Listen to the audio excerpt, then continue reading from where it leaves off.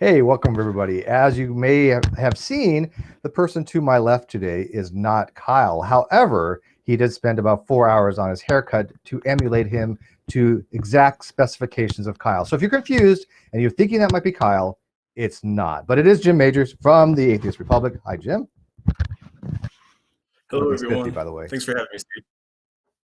Now, how long did that take? Honestly, I mean, it really literally took less than 5 minutes. Less than 5 5 minutes. minutes. He spent.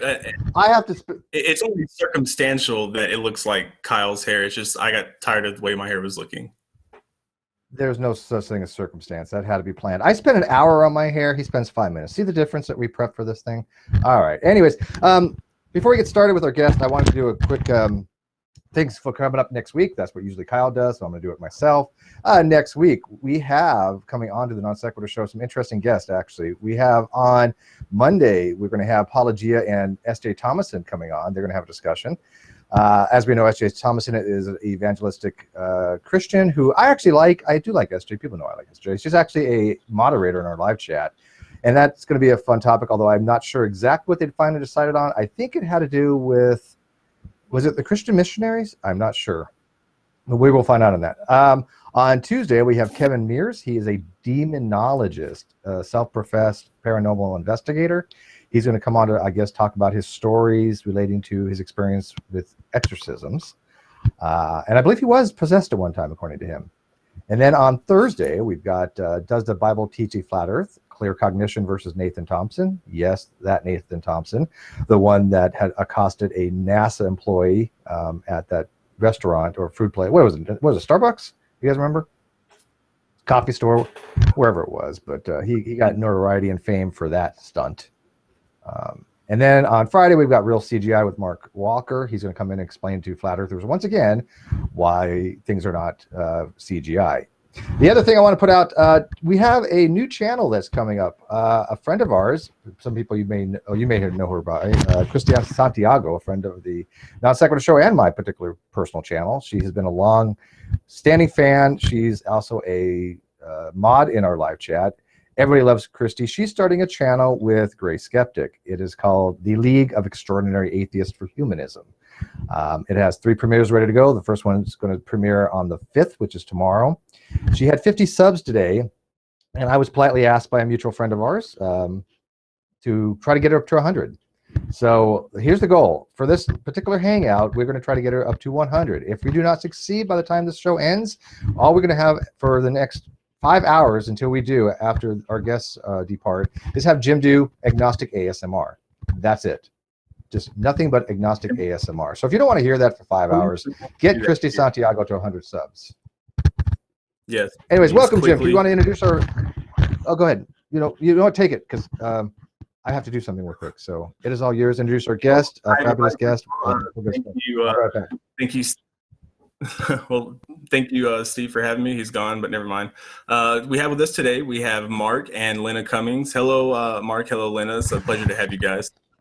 Marc and Lena, they actually they're a married couple. They have a trans history, and they have a blog where they talk about important issues such as LGBT issues, and they talk about spiritual and wellness and everything like that. So you guys want to tell us a little bit about your blog? Sure. By the way, my name, Marc, Angel, and Lena. Yeah, I'm Ariel Cummings, and I've had a YouTube channel since 2006, and I've been all over the place trying to educate people with health issues, how to eat properly.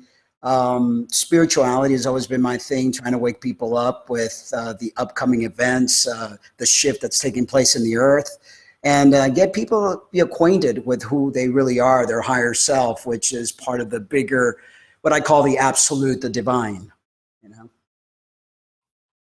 Okay. And I've been on this journey with Marc. You know, I mean, it's been crazy. We met online and stuff, and I suffered a really terrible car accident on the way to see him. And you know, we've just had one story after another. So yeah, we're open books. Wow, that's awesome. And how long have you two been together? It's going on 4 years. Yeah, 4 years. Wow. Yep. Wow. That's awesome. Okay. So it really interests me when I was reading through a few of your blogs, and I saw, you were talking about, spiritual breakthroughs. Now, you are both agnostic about the possibility of a God, correct? Am I misrepresenting that, or is that pretty accurate? Well, we believe that there's a higher power. Yeah. What that higher power is, everyone's fighting to say my God is the God and everything else. And we're truth seekers, so we're constantly searching and growing and learning. And I think Right. that if you ever say you've got it, then run real fast, because we really don't know. We're all still trying to figure out who this God or goddess is. Sure. So are you the absolute truth is something that you believe isn't fully obtainable? It's just something that you can just seek. Well, it might be obtainable, but we haven't fully found it. I don't think anyone on this Right. planet has fully found it yet. Sure. But I think it will be eventually. Okay. Well, what kind of methodology do you use as opposed to people of a religious nature in order to seek truth? Like, everybody else uses doctrine, or they use oral history, or some sort of legend or a tale or something like that. So what do you use to base your to truth?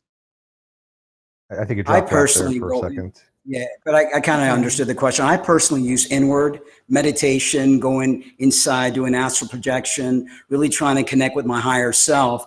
Lena has. Yeah, I've just been, learning as I go, and this unindoctrinating yourself from being a, Christian and stuff for most of my life has been really quite the journey, especially as a trans couple, what we've had to deal with, with regards to family and, all these different issues and things like that. I think what he's asking is, what do you use? What kind do you do? Reading? What is it? But yeah, I mean, we've been looking at like more of the ancient Sumerian text, the Atrahasis. We've been looking at the Gnostic, the Nag Hammadi. We've been looking at, all these tablets. The Emerald Tablets, yeah, and the whole Anunnaki story. Yeah. So it's been a learning experience. It's like a buffet, and then trying to take a little bit of this and that, and try to figure out what rings true. Because I truly believe we all have a truth center right here, and it kind of tells you if it's real or if it's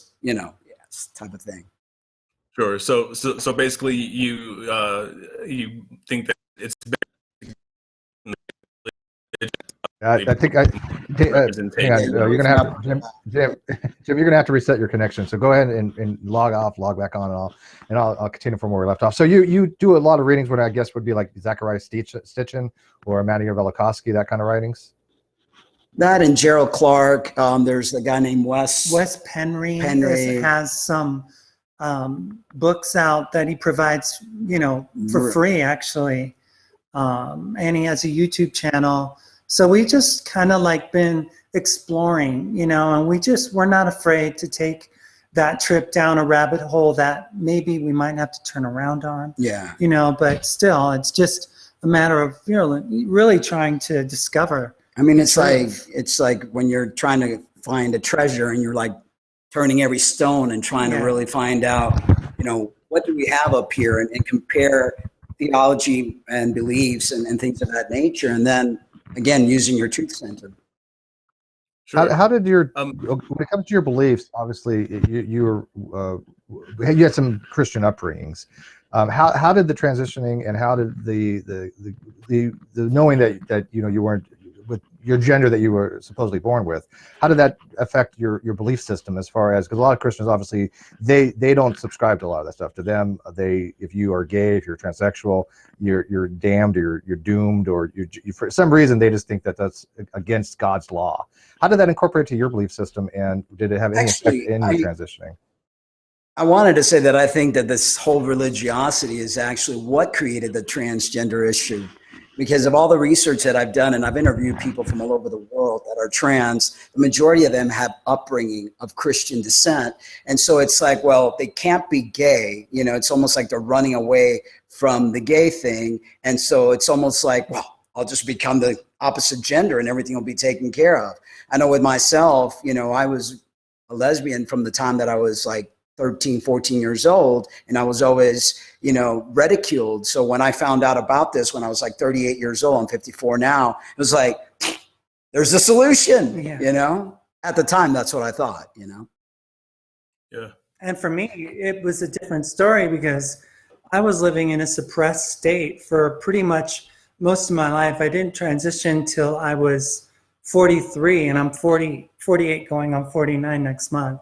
But, it was one of those things where I was wrestling. I was really struggling throughout my whole life, because I felt this certain way about my gender, and, all these contributions from religion actually do a lot of a disservice for people, because they force you to think that, you have to do something about it, because if you don't, then it's like, I don't know. It's just very difficult to ascertain what exactly one needs to do, So you go internal and you ask God, and all that.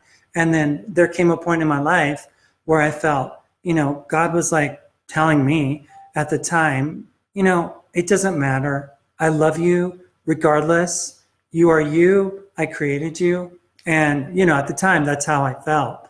And I just did it. I went for it. And I lost lots of friends. I used to work with the Southern Baptist Convention, used to work in Christian television. And I lost my family. I lost my children.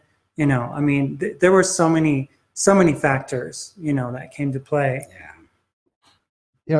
What you said actually made a lot of sense to me. Is that you said something along the lines of people that grow up gay, they think that having a operation or changing identities will alleviate some of that somehow. And I never really thought about it that way, because gender identity and sexual orientation are completely different things, right?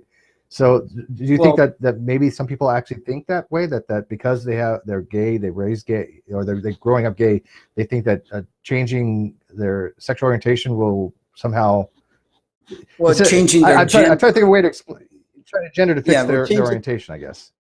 Changing their gender in their mind will fix the shame that they've had to live with all their lives, and so in a way it's like some sort of conversion therapy that's taking place. In Iraq, they'll kill homosexuals, in Iran, they will pay for the sex reassignment surgery. We're seeing here that a lot of people prefer, especially the push that they have on the kids now, that instead of having a gay son or a lesbian daughter, they rather say, oh, my daughter or son were born in the wrong body, so they have a condition, let's fix it. And that gives the person actually, if they're raised in a Christian home, that gives them justification, because they're like, well, God made me this way. Exactly. So, and it's, I've done so much research that there's like many different reasons why people do this. A lot of it's trauma-based when they're children. A lot of it's neurological impairment. A lot of trans people have autism. They have borderline personality disorder, dissociative disorders, and all sorts of different things. And the chemicals and the chemical and the environment that are causing this. We're looking at a massive amount of individuals that are coming out, especially young now, that say they're born in the wrong body. There's no such thing as being born in the wrong body. Your brain is not a different brain from your body. That's just an excuse that people are using these day and age. See, but I had to. Oh, Jim, you're still losing you, man. Yeah, I don't know what it is with your internet connection today, but it's just not. Maybe if he puts on headset or. Maybe try it. Maybe. I think your haircut broke the internet, man. I think so. Yeah, you also need to make sure you're not running anything in the background, and if you can get off Wi-Fi, it's for the best. Okay, is that better? I always have a hard connection. Yeah, that's better. Yeah. So far, I think. All right. Sorry. Okay. Nope. Jim. Yeah, I think you're running something in the background that's clipping your CPU usage, because you're just dropping out like every time. So, see if maybe you can do a reset or eliminate something in the background, and I'll kind of continue with the interview here, I guess. So, So why don't you elaborate a little bit about that? Because it's hard to believe that you waited so long to have a transition. Most people know very earlier on whether they're going to transition. Now, again, I understand that with medical technology and advancements, people have to wait for the technology to come along. People aren't always able to do this transitioning. So at 43 already, that's very late in life to have a complete change of lifestyle. Jared, when did you transition? At what age? I transitioned at 38. What do you mean by with this day and age? Because this thing has only been going on for a short period of time. If you look at it, history, there's never been any children that say that they are born in the wrong body. This is a very new phenomenon. There were. I totally agree. Yeah. You know, and I totally agree with that. So we've got to look at what's going on. There's no history that's ever said that children are suicidal, and this is all very fabricated and very politically driven. Yeah. And I know, again, because I used to do the circuits. I've been around trans people for a very long time. I've done a lot of research. I've talked to a lot of doctors. There is an agenda going on behind this. And as we know, that we've been experimented as a species for a very long time with all sorts of different ways of mind control and MK Ultra and things of that nature. So we're looking at something is happening here that was not happening, a phenomenon that was not happening. Well, we do know that there have been two-spirit genders in the native populations, but we're not talking about that. We're talking about what they're doing in chemically castrating people, in making them think that they need to have invasive surgeries because, the natives, I heard somebody say, oh no, they've been doing this for thousands of years. And yes, there have been, two-spirited people, two-spirited people. And, the whole concept of, the Romans did, do that to their slaves and feminize their boys. And, that kind of thing did go on, but, not to the degree that, a Dr. Spack in 2007 went to Norway, came back and said that he had found this really great way to arrest puberty in children. And that's something that was never even a concept, They're giving Lupron, which is a medication that used to be given for women for endometriosis. Who had endometriosis to kids that are 9 and 10 years old, which is very scary because Go ahead. The thing with the children, I'm a father, and this is always something that I still wrestle with. Because again, I don't care if my daughter grows up to be gay, fat, whatever. It doesn't matter. She's my daughter. I love her to death. But when it is a biological fact that if you're going to transition with hormone therapy and like that, it is easier to do before puberty, is it not?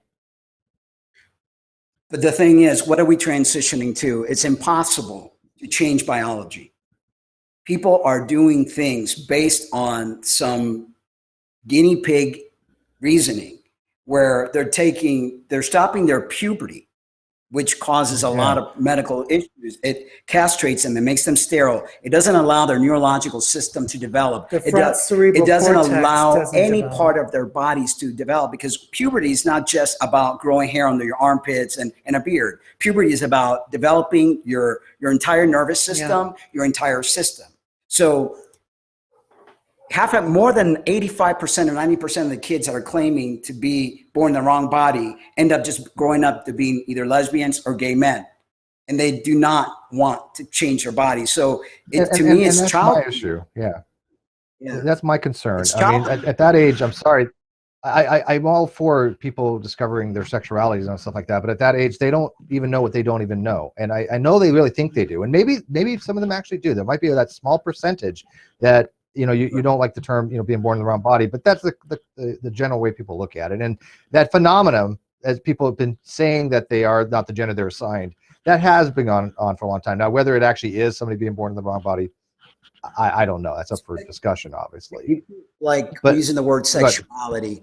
Sexual preference is one thing. In that, I'm not against at all. I think people are entitled to go to bed with whoever they want to go to bed with. But sexuality and how you identify are two different things. So people are saying, you have these grown men at 30, 40 years old that are saying they're born in the wrong body. The majority of them end up just wanting to get into women's spaces, which we're having. I mean, this is also an issue that women are being totally erased because transgender women are wanting to, just create their life and their reality and not caring about women's spaces and women terms, and because they want to be seen as women. And there is no objective finding, zero, that says this person is born in the wrong body. It's all subjective. The patient goes into a gender specialist and tells them, I was born in the wrong body. There's absolutely no objective finding, no objective testing, no blood work, no MRI, nothing.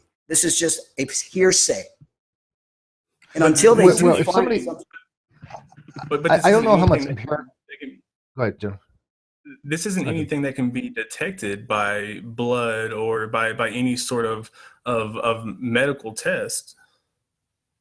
It's not an empirical thing per se. The only psychological thing in the world that cannot be tested by any sort of objective finding, because every other medical condition, there is an objective testing. This is something, a phenomenon that has, there's intersex. Intersex, you could have a testing and you could tell what chromosomes you have if they're incorrect. There are people who are born intersex that are born with a variation of chromosomes and DNA. Sure. But transgender people, there is zero. It's all, there's autogynephilia, which means that a person creates this character and falls in love with a character that they're seeing in the mirror. And it's all a philia, a sort of like fetish. So their own self becomes their own girlfriend. Yeah. And usually those people, they never find any companionship. They're always single, and they're never really, they're satisfied with themselves, basically.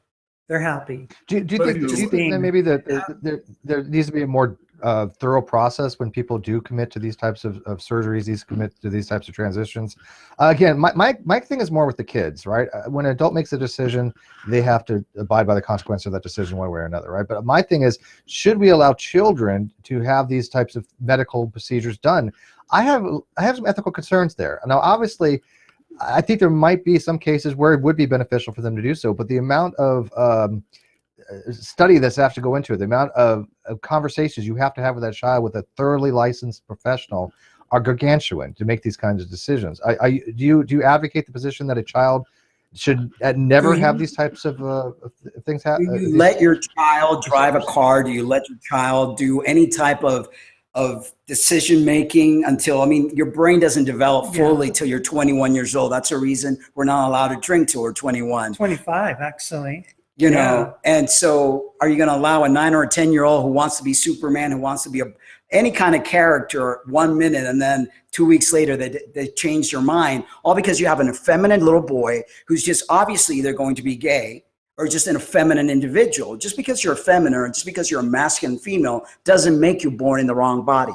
There have been masculine women all throughout history. There have been feminine, wonderfully feminine men all throughout history. Now, because there is a choice that you could take hormones and you could cut your genitals and that, don't even get me started on that one. The amount of hurt that people are being done by removing their genitals, the complications that people, the shortening of their life. I've made this my passion because once I realized how crazy this was, what I did, I made it my passion to understand this and understand people and look at the real facts where people aren't looking at the real facts. Everyone wants to be PC and everybody's too afraid to speak about anything because they don't want to be shamed. And the other thing is also the fact that your children, you lose your family. Yeah. If you're a late transitioner like me, basically, I haven't seen my children since 2014. Okay. I had a 4-year-old. I don't even know. He's 9 now. Doesn't know a father. Doesn't know a dad, and I attempted to try to make it happen, but my ex she did not want anything for me to do with the children. She said, when you do leave, please leave quietly and I will take care of everything. And I was like, I don't think so. I'm still their parent, Yeah, but that's I hate hearing stories like that because me and my ex have a very amicable relationship. We were together 5 years. We live 2 miles from each other. Everything's perfectly fine. She's remarried. We go out, we hang out sometimes. We go shopping together. It's just like we're just friends. But we know we have a daughter together. I've never once ever tried to cut her out of my daughter's life. She never tried to cut me out of hers. When I hear stories like that, where a mother, thinks for whatever reason, because of her personal bias or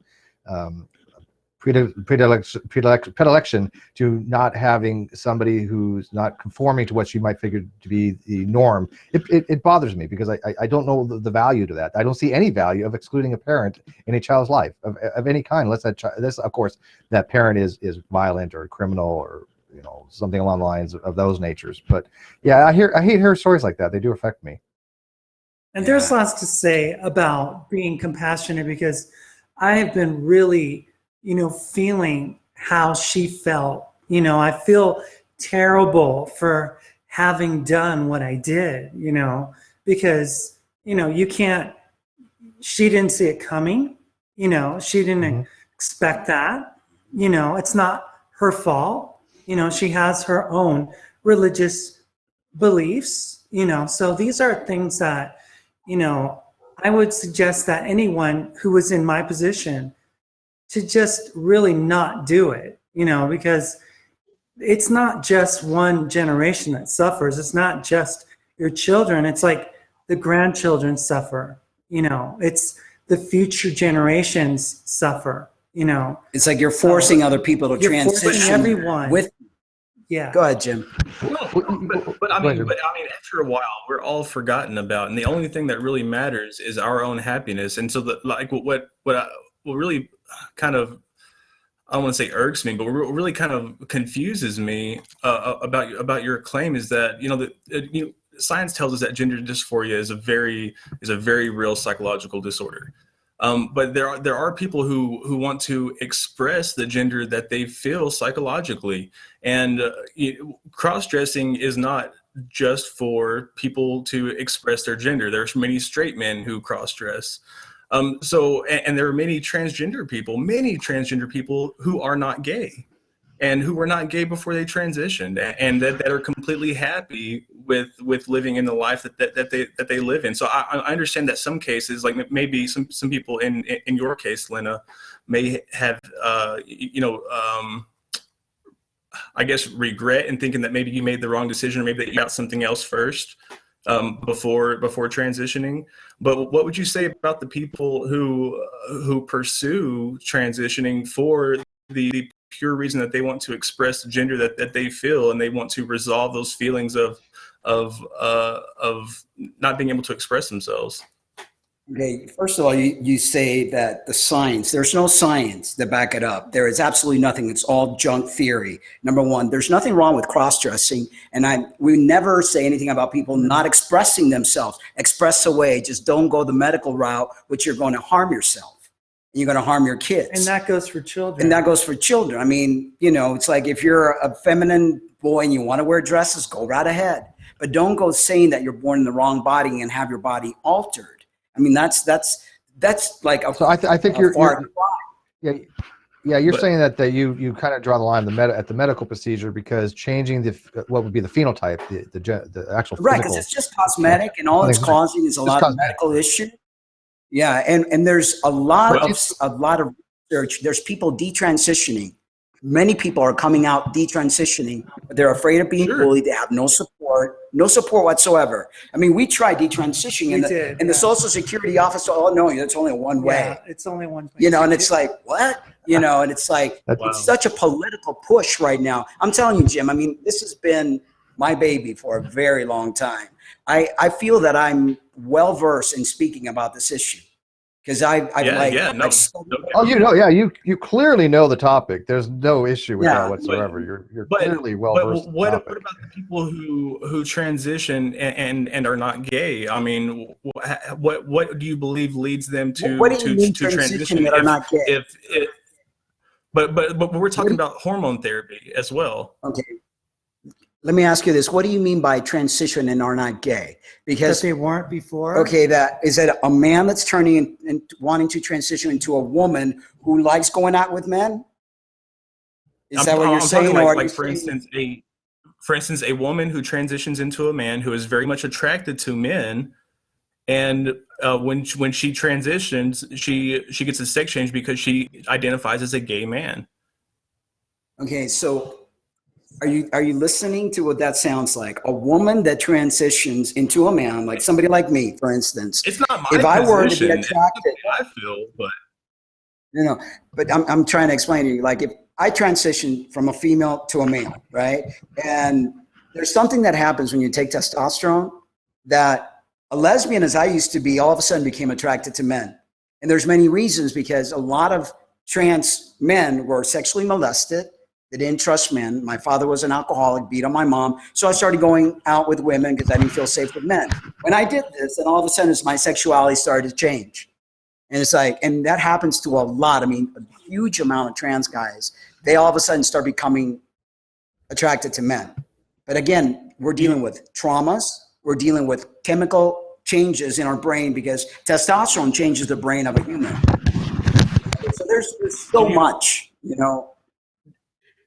Do you still have those urges? Like, are you on testosterone therapy? Are you producing testosterone? I'm pretty ignorant when it comes to that. I've had my ovaries removed, and obviously I've had my chest, breast removed. I've been on testosterone since 2003.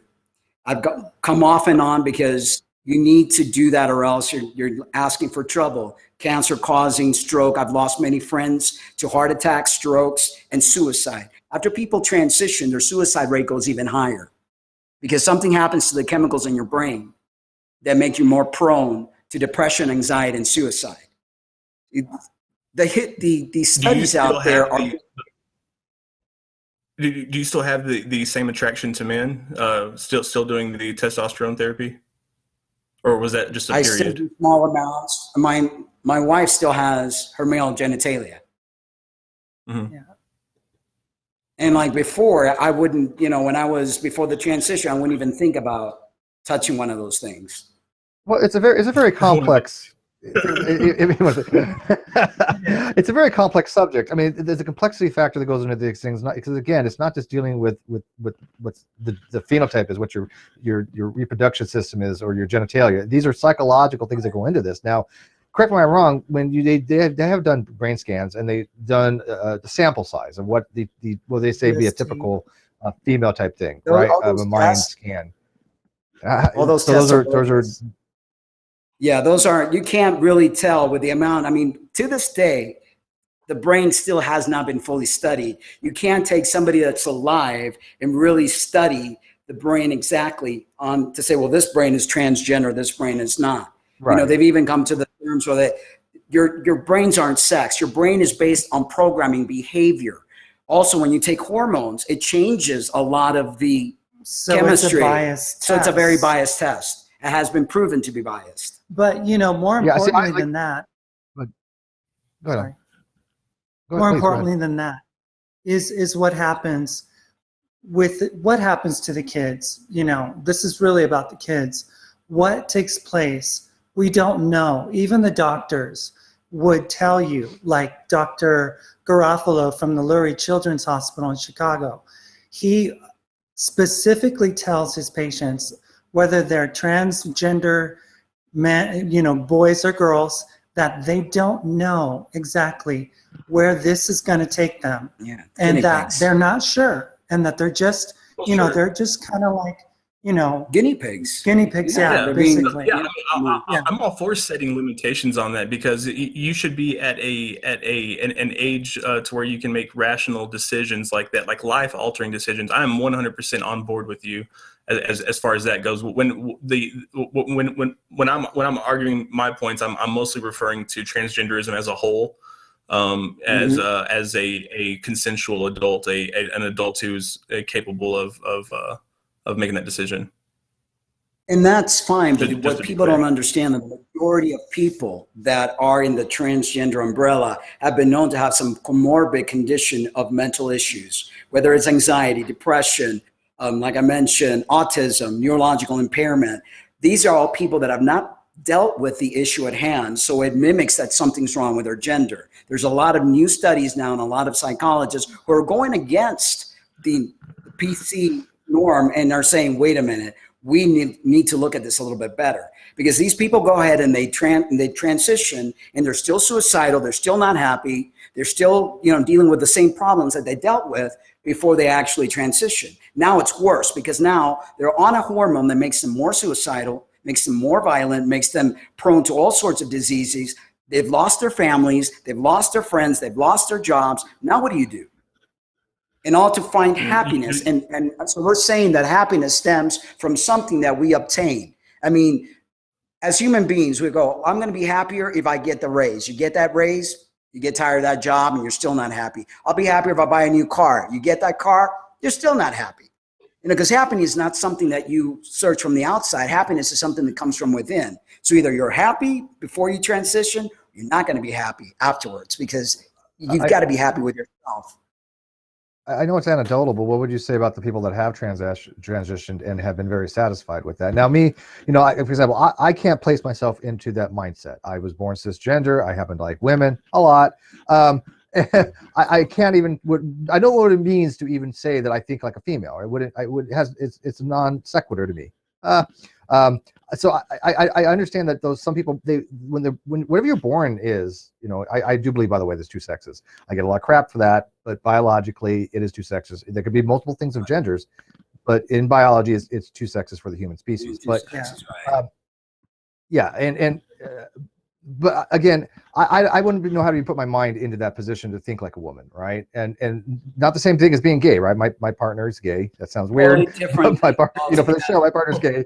But he doesn't think like a woman, right? I mean, sometimes. Right. But but how does a woman think like? A huge difference. That's where. Yeah. What does a woman think like? Exactly. What does a woman think like? Feel like to be a woman, because that's the famous line that all transgender people. I feel like a woman, or I feel like.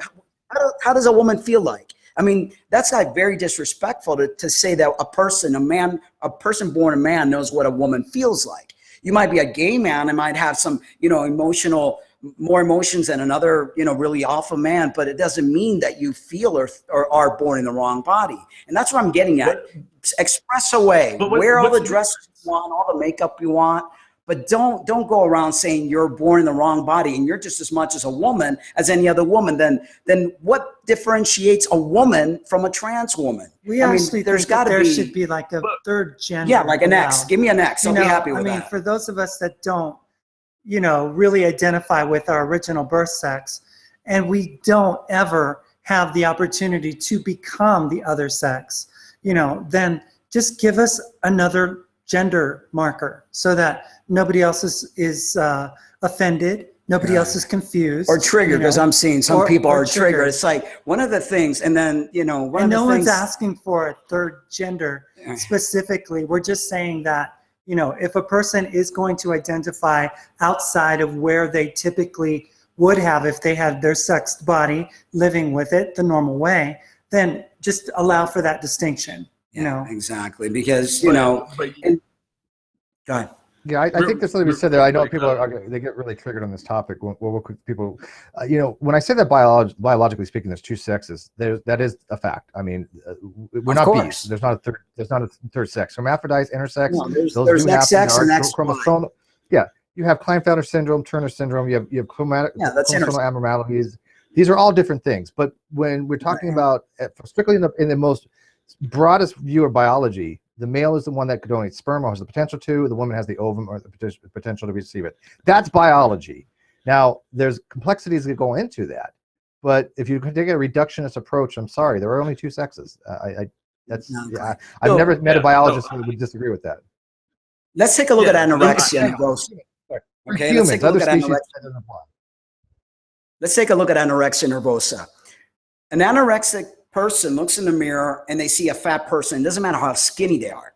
Okay, they're starving themselves to death, literally. But the doctors don't tell them, oh yes, you're a fat person stuck in the wrong body and blah blah blah, and they starve them to death. They don't do that. They try to get them to eat. They try to get them healthy. With a transgender person, they're being told that they're born in the wrong body. Obviously, there's nothing wrong with the body. The body is fine. It's the way they're thinking that's faulty. So we're just telling people, okay, we're going to, and the reason they did this because they didn't know how to change the faulty thinking. So the medical community saw some money to be made. So it's like, okay, we'll give you these hormones and we'll cut off your wing and we'll add all the stuff that they do, but it doesn't solve anything. It doesn't make them the opposite sex that they want to be. It only complicates matter, because as we age, body don't do well with synthetics. The body doesn't do well with all the cutting. I've known people, actually we have a friend who's had 15 surgeries in the past 2 months. They started doing the sex reassignment surgery. Everything that could go wrong went wrong with them. And they're barely, I don't think they're disabled now because of it. I've seen, and many people that have harmed themselves after the surgery, they're like lifeless. And some people may appear to be happy, but they're single, they're lonely, they're miserable because nobody wants to be with them. And it's like, after a while, dressing up, looking in front of a mirror, how long can you do that? I mean, you're 80 and you're still going to sit there and take pictures of yourself, and which is what the only functionality that a person has. And that's the question that we have. What is our functionality as the sex that we want to be represented as? I mean, I can never be a woman. He can never be a man. As manly as I look, I feel like an imposter. And that's what started happening to me after the years. I'd be in the men's locker room, and I was just like, I don't think like a guy. I was like, men are talking all sorts of stuff. Hey, look at that mom. And it's but that's a shame, though.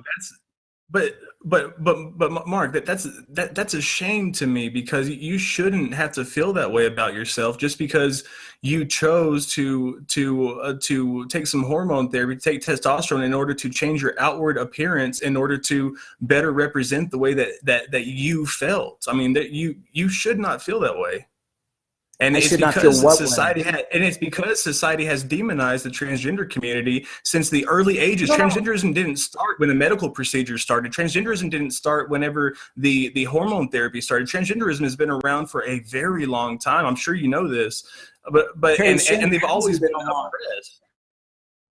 It hasn't been around for a very long time. Two-spirited people, or people that have felt awkward and like to dress differently, has been. But this medicalized thing has not been around forever. Let's talk about the day's transgender. Yeah, which is very different from yesterday. Compared to 20 years ago, when people transitioned back then.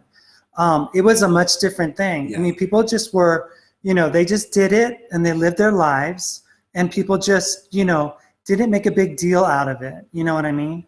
And now it's like, it's become political. It's become an epidemic in schools these days. There are entire groups of young people that, mostly girls, that gather together, and then like a clique, they all transition at the same time. It's called rapid onset gender dysphoria. And that is something that is more of a social contagion than it is actually some kind of objective issue. Now, Jim, you said that I shouldn't have to feel the way that I feel. I went to a medical professional that diagnosed me with gender dysphoria, whatever that means.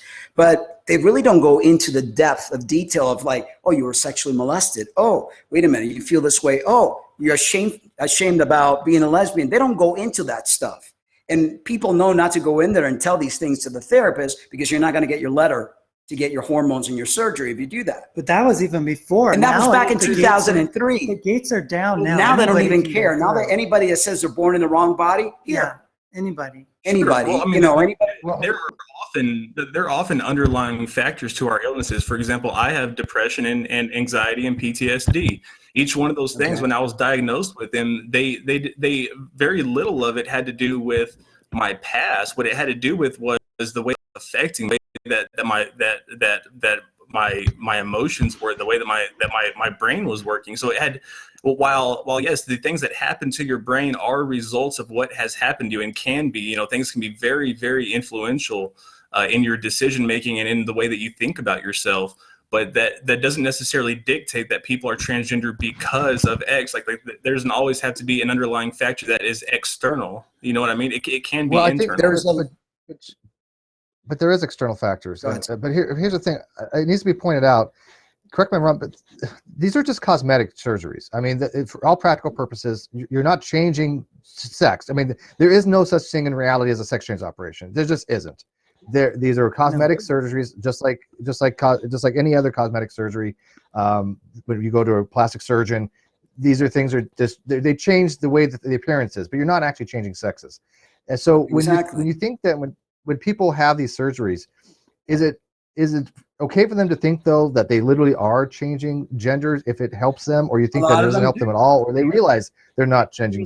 A lot of them do. That's what's so crazy, that a lot of them do think your friend has a problem after like 20 years transition, had SRS, sexual reassignment surgery, and told Marc, I think I'm having some female problems. And it's like, no. If people understood if people understood what SRS was and the procedure and what it's done, that is, I'm sorry, but that's not the same thing. A woman's natural, birthing canal has a purpose, has a function, lubricates, it sheds once a month. There's a function to that. The other is a war wound, literally, that will continue to have problems throughout the remainder of life. I've had friends 20, 25 years that have problems because infections are created, because there is a wound that they continue to keep trying to keep open, because if they don't dilate, it closes up. Because the body wants to close. Because it's the body doesn't know, like, hey, this person. Yeah. So all we're saying is, well, do you think that's a problem with the when they go through these procedures prior to their actual operations, and they go through the counseling, do you think it's something that they're missing when they have to somewhere being told that, look, just because you have a male to female, you're not going to get pregnant. No possible way that's ever going to happen. If they have that mindset that if they have a male to female transition, that they could possibly have pregnant or have menstruation, the ball drops somewhere along the line. Well, the gender specialists that are specialists have very little education. This is all brand new. They're like, they don't have years of data or anything like that to actually work with. There's no, any doctors that have like a specialist center for gender transition, up until recently. Recently, they're opening up these clinics. It was something that was not common. The procedures are not very safe, for one, because we look into the future of a trans man and a trans woman. What you will see is a person who has aged prematurely at a very quick rate. Because their endocrine system has been damaged. Yes. I'm a medical professional, so I looking at everything and looking at the studies, I'm like, these gender specialists are not equipped to actually do the job that they're doing. They're just listening to a subjective claim, and somebody's saying, I was born in the wrong body, I feel this. Well, it's like, what do you feel? What's this feeling? We're basing surgeries and lifelong medical pharmaceutical commitment on feelings. Right, but at some point, somebody made a dissertation and it was peer reviewed, and many psychologists and neuroscientists agreed, that yes, this is this. So are you saying that there is a conspiracy or what? WPATH is actually getting funding, for these things. Yeah, and they're just shooting at the hip. These peer review papers have no objective finding. As a matter of fact, what was that institute that in Sweden did a test on X amount? Karolinska Institute. That people after transition commit more suicide and they have more depression, more anxiety, and more medical issues than beforehand. The what was that institute? Johns Hopkins. They stopped for the longest time doing surgery because they saw that it wasn't helping any. There are many professionals like Zucker, a lot of the doctors now that are saying this is not working. This is barbaric. We're going to be known, if not, mark my words, 20 years from now, when all these kids that they've transitioned early have committed suicide, have gotten medical conditions because of what they've done, and they're going to put a stop to this, and they're going to say, what barbaric times we live. Leave your genitals alone. Stop taking chemicals that are going to hurt you. Live your life in your expression. Dress away as you want. But don't tell the world that you're born in the wrong body, and by doing these procedures, you're magically going to, poof, change your sex. And it's not going to happen, But John Hopkins actually supports the transgender community now. It's just they didn't for about 40 years because of one person. Recently because of political push. But the whole reason that they didn't support it, though, for those 40 years was because of one person. It wasn't because of any sort of peer-reviewed paper or any sort of hard empirical evidence. It wasn't just one person. Dr. McHugh they make that has been demonized. Yeah. But Just as Dr. Zucker was demonized in Canada, but they had to rescind that demonization because they found out that they were really kind of being a bully against the doctor, who was actually a part of, putting things into the DSM-5 that was actually helping the trans community. But then, it's like he says one thing and they don't agree with it, and then they want to discount everything that he has to say. There's a lot of money being pushed to push this agenda. There's a big political agenda behind it. They started using kids. I personally know an individual that started this whole kid movement. They even quoted, if we get kids in the front range, in the front line. And military veterans. Yes, and we're going to be able to push this agenda better. Yeah. Because it's like, I'm telling you, I mean. That's where I draw the line. I don't believe we should politicize kids. If a kid wants to, even if a kid wants to cross dress, or a kid even thinks that they are different gender or different sex, that's fine. Nothing wrong with that. But to politicize them for a movement, I take issue with that from any side. If the LGBTQ community or whatever, if they're going to do it, then the other side is going to do it, and it's just going to have a generation of kids that are just used as pawns. And stop using kids as weapons for your political agendas. And I'm sorry, these are political agendas. No matter how people look at them, they are politicized. If somebody says, look, I want my kids to be raised this way, I totally get that, right? I'm not telling people how to parent, but as soon as you use that child as a weapon to have a political movement change of this nature, that's a whole different ballgame. I mean, that kid is not prepared for that. The kid didn't sign up to. This kid is supposed to be a kid.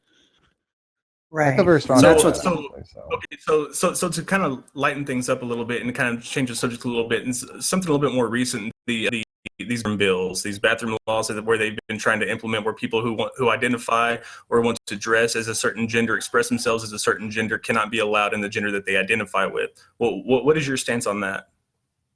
So if somebody just decides to say they're born in the wrong body and they're now identifying as a woman and decide to go into a woman's locker room and make other women feel uncomfortable, and they still have their man parts, and now women have to be exposed to somebody who's supposedly born in the wrong body. It could be a perv, they could be whatever, and women now are having to deal with things of that nature. I mean, I think that's wrong.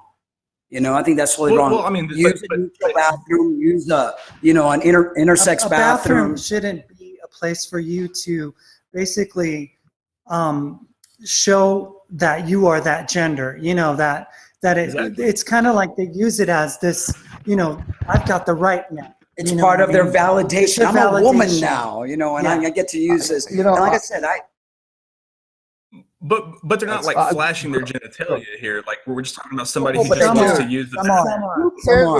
Look at most countries. I've been to other countries. You've been to other countries. Most countries have unisex bathrooms. When I grew up, nobody gave a shit what bathroom you used in that regard. I mean, I was in the military. You shower with women. You go to bathroom. You don't give a crap. These are all political things. Like I said, if we had a country that recognized the fact that you got to go do your business, people are not going in there to solicit people. I've used the restroom a lot in places I've never been solicited or seen solicitation. I know it happens. Maybe I'm not good enough, for them to solicit. But you know what? It's so rare. But the fact remains, but 99% of the American people don't give a shit when they got to go pee who's in there. You do your business, you get the frick out. I mean, if we all went to unisex bathrooms, I think a lot of this, some women sexually molested, women that don't feel like they want their spaces invaded. Fair enough. Yeah. And we're not saying eliminate regular bathrooms. I don't say go to all unisex, but like I said, it works for other countries. Most of the bathrooms are unisex. Now, do they have specific ones? Sure. We've got there's been a lot of people that have been sexually molested. Actually, not long ago in a school, a little boy molested a little girl. And the little boy was identifying as transgender for the day. And molested, literally took advantage of the little girl. And there's been situations where adult men who have been identifying as the gender have gone into the bathroom and have done certain things. And I mean, but they're going to do that in a straight bathroom too. They're going to find ways around this stuff. If they're that disturbed, they're going to dress up what they want and they're going to go try to do the thing. That's a problem with them to begin with, right? So having unisex bathrooms or non-unisex bathrooms is not going to change that. These are people that Well, just need unisex help. bathroom is a good thing because you don't have somebody else going in there with you. You're it's like a one stall. You're by yourself. We would prefer that. Yeah. You know, if there's ever an opportunity to use a unisex bathroom, that's what we do. But when you're dealing with Absolutely. a person who one day decides they want to be a woman, wear a wig, go inside and start voyeuring or doing whatever in a female bathroom, I mean, there's got to be some protection. And another thing is like competition in sports. Individuals that have been raised as men, all of a sudden now say they're a woman and they want to compete in women's sports. We got Fallon Fox who beat up on women, who had been a wrestler, a boxer, or whatever, those cage fighters, and used to fight men, all of a sudden changed their gender. Now they're fighting women. You've got cyclists competing in women's, competition. So where do you draw the line? That still needs to be addressed, sure. Yeah, So, I mean, that's all a we're good point. saying. I wondered that myself. For example, like boxing or MMA. I happen to like MMA, right? I watch it every so often. I find it it's brutal. I get it. I don't know why. Yeah. I shouldn't. But there's some entertainment value to it. Yeah. So but the reality is. The reality is that the men are generally going to be stronger. I mean, so you've got somebody that's very, very buff and very, very aggressive, and just do a reassignment surgery. Now they're able to compete with the women. It's never going to happen. That's unfair competition at that point. But they want equality, and I get that need for equality. But at that point, you're not being equal. You're not having a level playing field because the women that are in the professions that are not built that way, they're going to have a disadvantage, clearly. Of course, definitely. And then we had this FTM female to male boxer the other day who fought with this guy, and it was like a very fluff fight. They won. It could have gone either way. But now what's going to happen is, I'm sure, because they're going to put somebody that's a little bit stronger, and this person is going to be probably really badly hurt, and it's almost like they're playing some sort of game with this whole concept. And it's some sick, really sick, call it conspiracy, call it whatever you want to call it, but somebody's got to put their foot down. Transgender people want to compete against each other. Trans people want to use restrooms, use bathrooms that you don't have to interfere, with women's spaces or vice versa. I mean, it's like you said before, the older trans generation was, they did what they did. They didn't walk around with a rainbow flag or whatever, not a rainbow flag, the pink and blue flag, and wanting to force everybody to see them. It's like, be who you want to be, do what you want, but don't force society to see you. They're trying to press lawsuit against people if they misgender them. It's like, if somebody doesn't see you and sees a man, so now you're forcing them to, we can't hear you, Jim. Jim, you're muted. We lost. You're still muted, Jim, you're lost. Yeah, I totally agree with you, Jim. Absolutely brilliant, spot on. We know a little. Just do this. Hi. A B C E. Hear you. Yeah, I know a little. Can't hear you. Yeah. Oh, I'm sorry. Yeah, no. I'm sorry. There we go. Yay. The universal thumbs up. Yay. Yeah. So you were saying, but I was even going to say, no, I was going to say that that's how every oppressed minority has been portrayed. They said, be a woman, where a woman can be quiet. Don't be an atheist. Keep it to yourself. Don't be gay. Stay in the, keep it at home. I mean, people have been saying, don't be this because it makes them uncomfortable for years. And take for example that paper called from the New Atlantis paper by that guy McHugh. That paper was funded and researched by this Christian think tank, somebody that was just using it so that they could use it to politicize anti-trans laws. And McHugh is a person who, McHugh is a person who is the reason that John Hopkins did not do anything in transgender research. It was him, who did it all. But actually, he did a lot of research. On board as soon as he left. Actually did a lot of research in the beginning. He did, and then when he saw that it wasn't working, that's how he came up with the New Atlantis paper. And this is not a civil movement. You know, it's not a civil. That's where people are trying to equate this with a civil movement, and it's not. It's like a phenomenon that has taken over our planet, and it's like literally, I mean, you guys probably don't hear about it, but they are parents. We get parents telling us, my daughter was normal till one day she came home and said she was born in the wrong body. She used to like Barbies and played with all the stuff, and from one day to the next, this happened. You know, it used to be one child, Jazz Jennings, which I actually brought to the platform when I was in my doing all the kind of talk shows, media circuit. But prior to that, there was hardly nobody. All of a sudden, everybody's child is born in the wrong body. Little Tommy is a little too feminine. Now little Tommy's a little girl, you know, and it's like, we've got to remove. There was outliers. Right. I agree. There's always outliers out there that these things may apply to, and people have taken that. Yeah. You know, this is not civil. This is political. This is something that's being done to humanity. It's being done to individuals like myself, like Elena, like many individuals that were hurt when they were young. We have chemical imbalance, and somebody said to you, here, we've got your answer for you. Change your gender. And it's like, okay, you change your gender, and you're like, okay, now what? You know, it doesn't solve anything. There's a little honeymoon stage. When you get tired of looking at yourself in the mirror, and you get tired of wearing the dresses and being all whatever, when you realize you want to have kids, but you can't because you're sterilized, when you realize you've got cancer, heart attacks, strokes from what you did and your life has been shortened, the fun and game ends. All I'm asking is for people to really think twice before they do this. Really think twice. Going to a gender specialist a couple of times ain't cutting it. But what you don't understand, though, is a lot of these people go to these gender identity clinics, and it's not just saying, you know, oh, I feel like I'm in the wrong body. Like, there's a lot of other things that they suggest besides transitioning. They suggest family therapy. They actually help, you know, help facilitate that family therapy. The individual psychotherapy for the children. They will counsel the parents. I mean, they actually meet with them multiple times. Sure, of course they do. Of course, I know many transgender.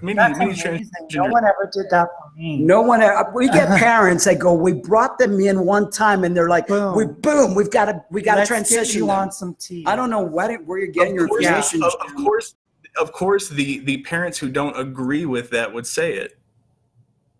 So what parents agree with it? Because again, we got to look at we the have objective. Munchausen moms. Munchausen syndrome mothers that wanted a little girl but got a little boy. I mean, I have articles of professionals that I could share with you guys. What's the difference between expressing yourself as a boy and expressing yourself as a girl? What do you mean? Like you know, they say I got little Timmy and said I got a little girl. What do you mean by that? Like what dictates the difference? When you have a very effeminate little boy that wants to wear dresses, and the parent don't want to be shamed. Effeminate, like a feminine man, like a little boy that walks around like. Well, everybody knows that they're more feminine than the typical boy, and they I think fun of the word feminine. School maybe. Yeah, because they're not like the typical little boy. I know a lot of people. I know a lot of people get by stuff, but there are some. Hang on, Jim. There are Jim. Hang on. Jim. Hang on. There are. I hate to say it, but there are cultural norms that exist, and people may not like the norms, but the norm has always been more like kids. Boys didn't like the baseballs, football, GI Joe, and women have exactly. They want girls Barbie, like to wear the little my daughter. Yeah, my daughter was very. Yeah, my daughter, when she grew up, was very feminine. She liked the dolls and stuff like that. Now she's like a pro catcher. She's like all-state catcher. She's like one of the boys. She's got a very tomboyish. But you know what? Right. She never said, "Hey, I was born in the wrong body" or anything. But there is a social norm. Do you not agree? We listen to people that claim to be certain things. The parents don't want to feel shame, so it's like they don't want to see a little Tommy wearing a dress and heels. So, little Tommy's born in the wrong body. They have gender dysphoria.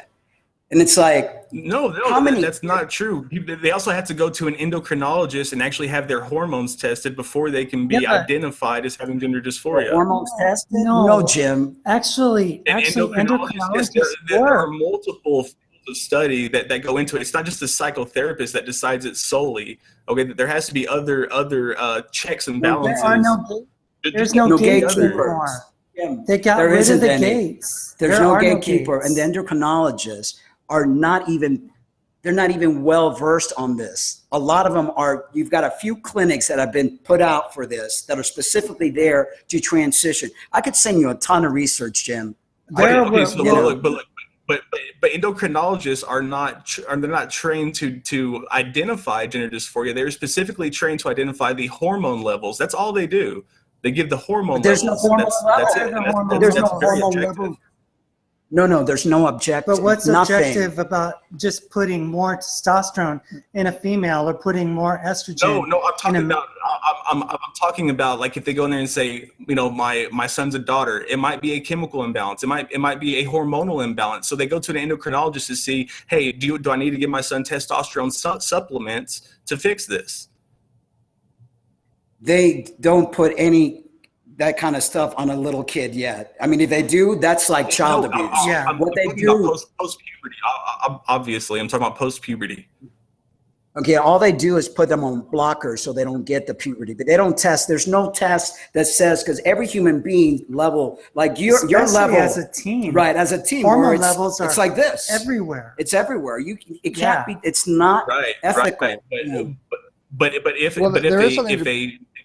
a boy who is having feminine quote unquote tendencies or whatever, they test them and they see that he has low testosterone, they can obviously tell us, like, oh, well, he's a male in puberty, he should not have low testosterone. Hang on, right? Jim, I think there's two things at play here. Look, if it's a boy expressing themselves female wise, there's no medical thing there. That's not a medical problem. If they have low T, that is a medical problem. And I think you're kind of conflating them together. Exactly. Obviously, that's what I'm saying. That's what I'm saying is that they have to rule out. That's what I'm saying is that they have to rule out low testosterone before they can say they're born in the wrong body, Jim. That just means that the boy has low testosterone, and they shouldn't be giving him any testosterone. I know. That's the point that I'm trying to make, is that there are checks and balances. They have to make sure that it's not because he has a hormonal imbalance that he feels this way or is expressing himself this way. Right, but they don't do that. That's not what we're hearing from. No, that's not what we're hearing from parents, from health professionals. That might not be what you're hearing, but that's what endocrinologists do. Yeah, they do that when you have a boy that's probably not growing as tall yet. Precocious. Yeah, even that's kind of dangerous. And even that's dangerous. Look at Jim. If these somebody's not experienced, have their own referrals, and they refer their patients to these people. They outsource all of these things. Yeah, hang on. I don't think you're listening. I think you guys are talking past each other a little bit. Look, if a teen is going through puberty and things are not happening that we would normally expect for puberty, the testes are not dropping, voice is not changing, hair is not growing, things are what we all would expect to go through puberty. If that's not happening, then they go to an endocrinologist, they go to an expert, and they say, oh, you have low T. That is completely independent if they have feminine tendencies. If a kid has feminine tendencies, there's no reason to give a medical diagnosis for that and say you need to go have your hormone levels checked. I don't see how that could be medically a differential diagnosis for that, because I mean that's just an expression. Yeah, I'm not a medical person, so I'm just throwing this against the wall, but that's how I look at it. Yeah, because I don't want a child to think that, oh, because they're expressing themselves differently, that somehow they think there's something medically wrong with them. Because that's what I think I am hearing. And that's what we're telling people. If you're not the stereotypical man, and if you're not the stereotypical woman, then you're born in the wrong body. We're going to fix that. That's wrong. People should be allowed to be and express who they are without being medicalized. That's my point.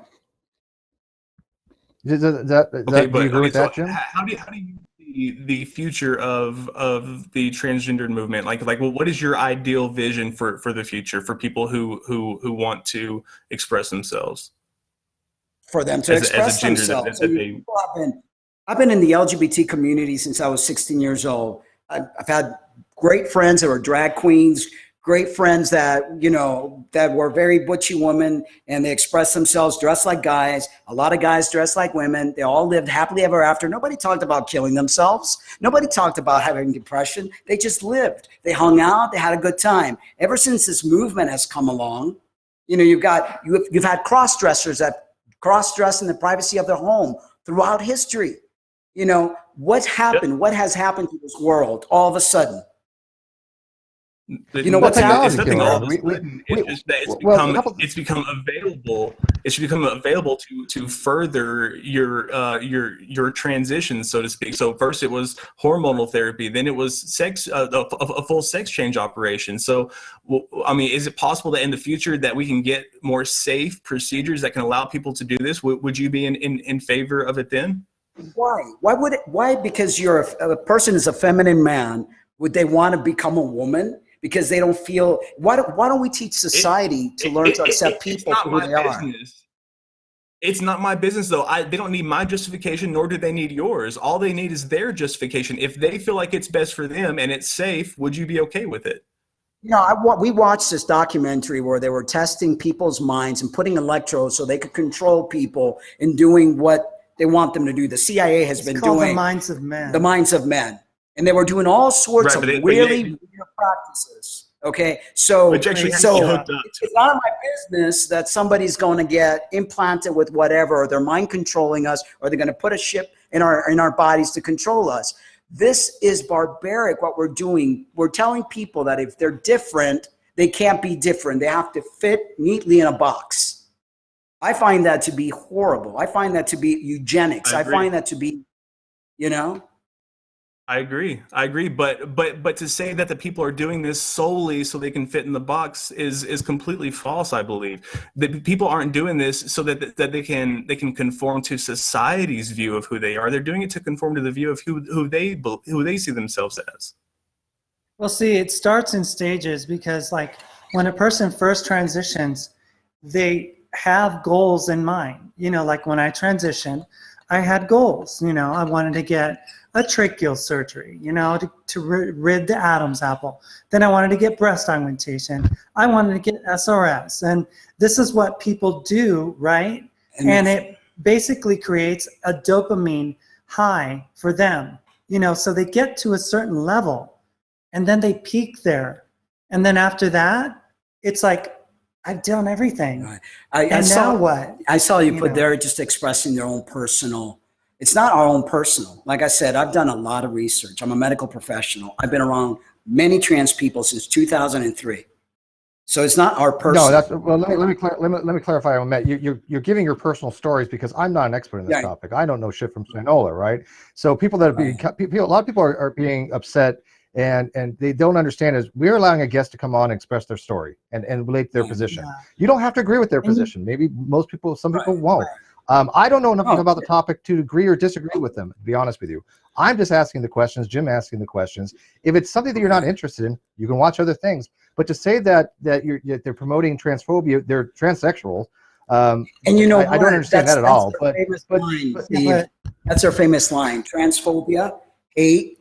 That's how they shut people up and down when people express something different. I'm the opposite. I'm okay with people expressing themselves. I don't like. There's this narrative out there. If you don't express the opinion I like, you have to be silenced, and I'm not part of that. There's a lot of opinions, a lot of things. If you disagree with them, by all means, express your disagreement. Say why you think they're wrong. But my job isn't here to evaluate their knowledge on this. Because I'm only asking what they've experienced and why they believe what they believe. That's the only thing I'm doing right now. I honestly think, and for those that are transgender out there, I just want to let you guys know that we are trying to approach this with lots of compassion. Marc is very passionate. You may mistake his passion for anger, but he's passionate because he knows what damage has been done to people, and he knows the struggles that everyone goes through. And we understand, we totally do. Believe me, I get it. You know, he gets it. Right. You know, but you know, the whole issue is an issue where people want to change things that they can't really change. You know, and we know, we've been there. But the fact is that the way that we're doing it, the way that the medical community is forcing these things on our society, basically, you know, an endocrinologist is in partnership with a gender therapist.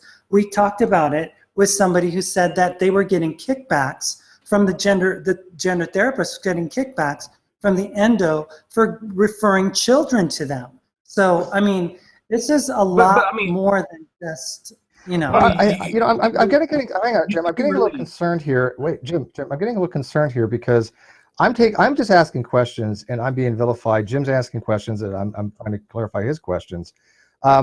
I don't understand the vitriol that's being produced here. I don't find any transphobia being produced by our guest here. If they have fallacies, then you can address them.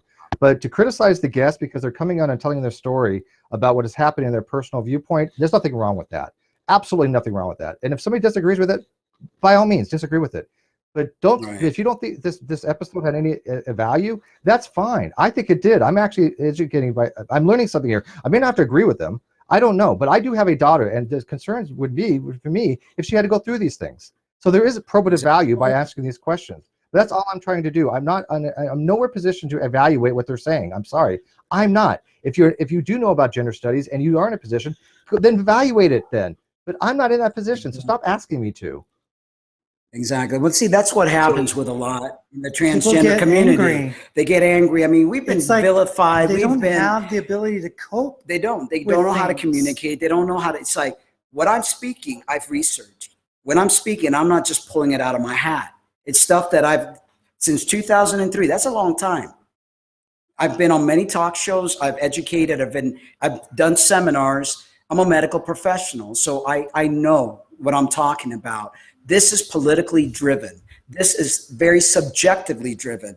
People have a right to dress, do whatever they want with their life, but they also need to be educated correctly. Because if I had just a nickel of every person that's done this, then has regretted it, but they don't know what else to do because now it's like myself. I've done it. I can't do anything about it. It's done. But if I could help somebody put a question in their minds and go, wait a minute, is this going to really help me or is this going to make it worse for me? I want to be able to be that person to be able to guide them because I had nobody to guide me. I had nobody to tell me these are the hard facts. Your heart is going to.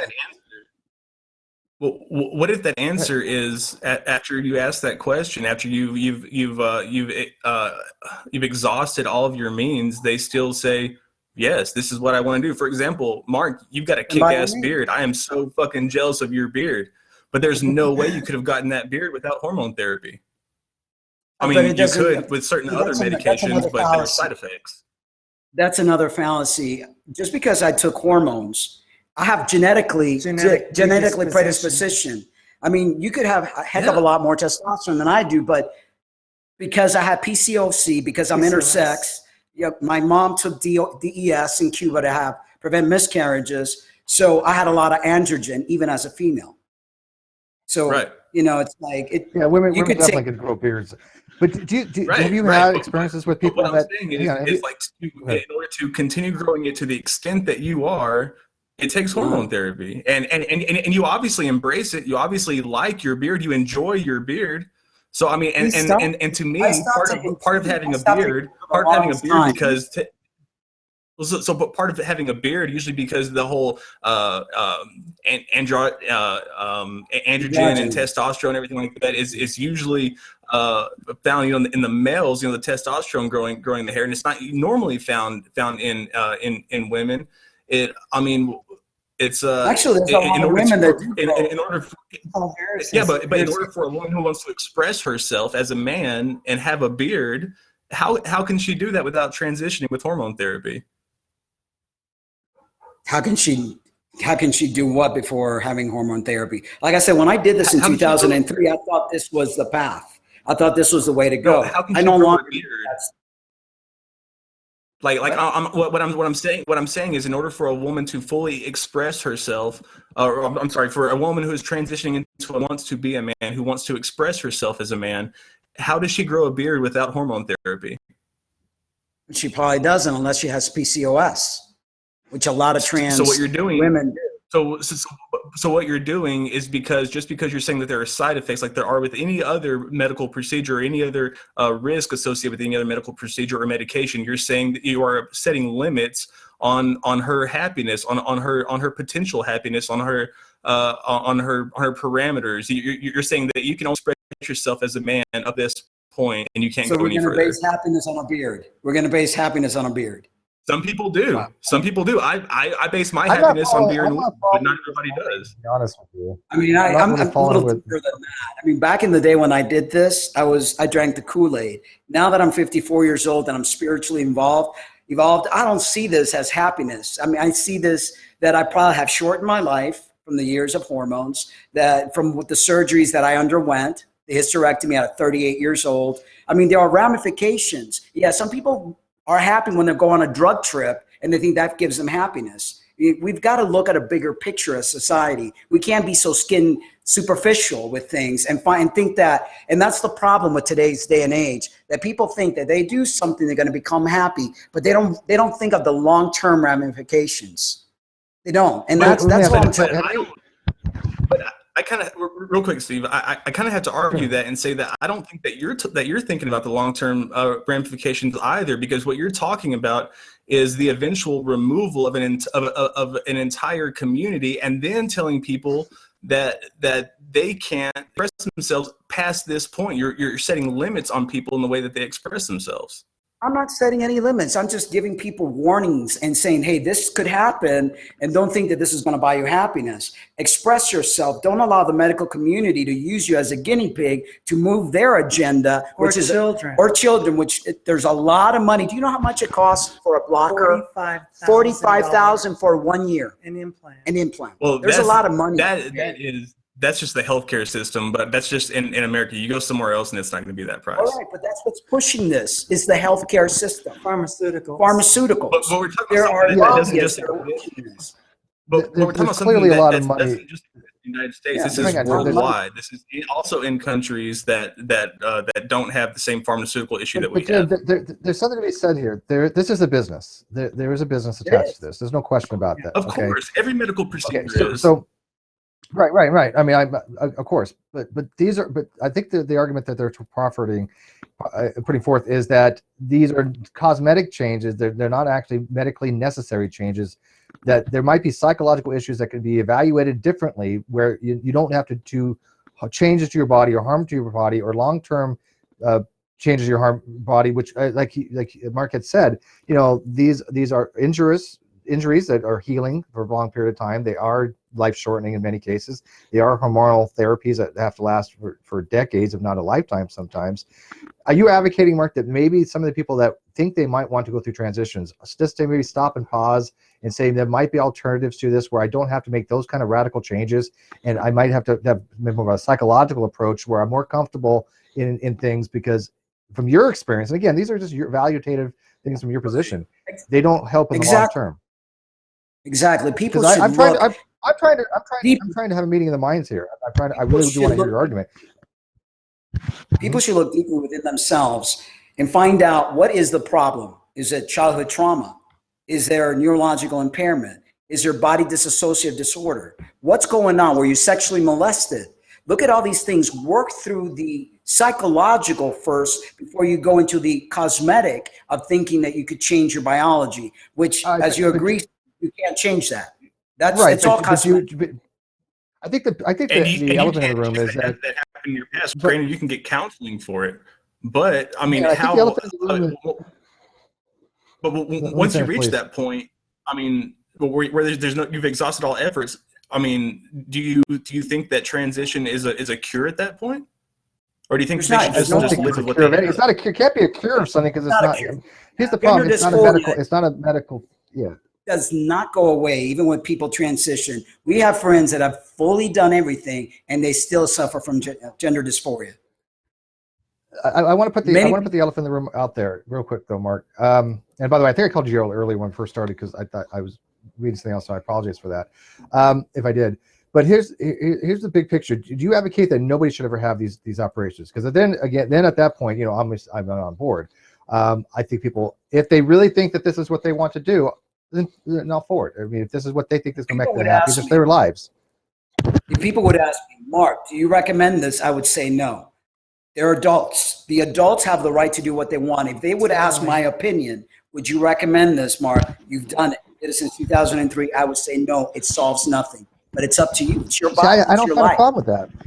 Yeah, I don't have an issue with what you're saying. I don't know why people are getting so upset. You're on a road and you know that the bridge broke.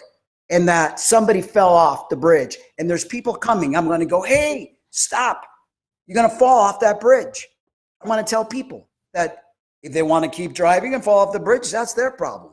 I mean, there are real issues with sexual reassignment surgery. I mean, lots of issues. There's just no way around that at all. You know, I mean, no matter how young you were when you had it, no matter what, as you age, the male anatomy needs its anatomy to age well as it gets older. That's just a fact. You know, it's not, you know, our body, although, you know, it may be gender confused, the body's not confused. The body accepts the testosterone, the body functions on testosterone, and putting in estrogen, you know, does not do it any benefits, is what I'm saying. Men after the age of 35, if their estradiol level goes higher than it needs to be, they start having a lot of health issues. Trans women take huge amount of estradiol. You see injections and whatever else. When they get to be a certain age, they start having a slew of health issues. They die younger. We have friends that have lost all their friends from when they transitioned when they were younger because they've either committed suicide, have had some sort of cancer, some sort of disease, or they've been killed. It's not a lifestyle or a way of living that I would recommend to anyone because there are ramifications. I think that's the huge takeaway. Look, we don't have an expert on here to evaluate your comments, right? I'm just taking them face value. And if anybody goes and just watches one video and gets their whole life decision-making abilities off watching this particular video, they've got other issues, okay? So this is not a video to dispense medical advice or anything like that nature. So nobody's going to go, hey, I watched this couple called the Cummings and I've changed my mind, or they watched Steve and I've changed my mind on these issues. Never going to happen. So these are just putting that out there. But Jim, do you think maybe when it comes to this stuff that a lot of people have such passion and such emotions on these topics that they do kind of talk past each other? I see it all the time. I hear one thing from somebody and then I hear something else in the trans community that they hear a completely different wording of what I'm hearing. And I don't know if that's, I don't think it's like something deliberate. I think it's that they're so ingrained into thinking one particular way that they're already in a combative state. They're already in this position of, oh, I'm already going to argue against this, rather than maybe listen to the interlocutor. Because I have not found anything you said so far egregious. I may not particularly fully grasp it or agree with it, right? But you're not advocating a position where you can never have this operation. Because at that point, I'd be like, no, that's bullshit, right? People, if they want to have it, they should. Yes, please. I kind of, with Jim, it's kind of like I felt like you were like trying to like, I don't know, it's almost like advocate for it, trans. And kind of like, you know, making us try to look like we didn't know what we were talking about. And that's why I became a little excessively passionate.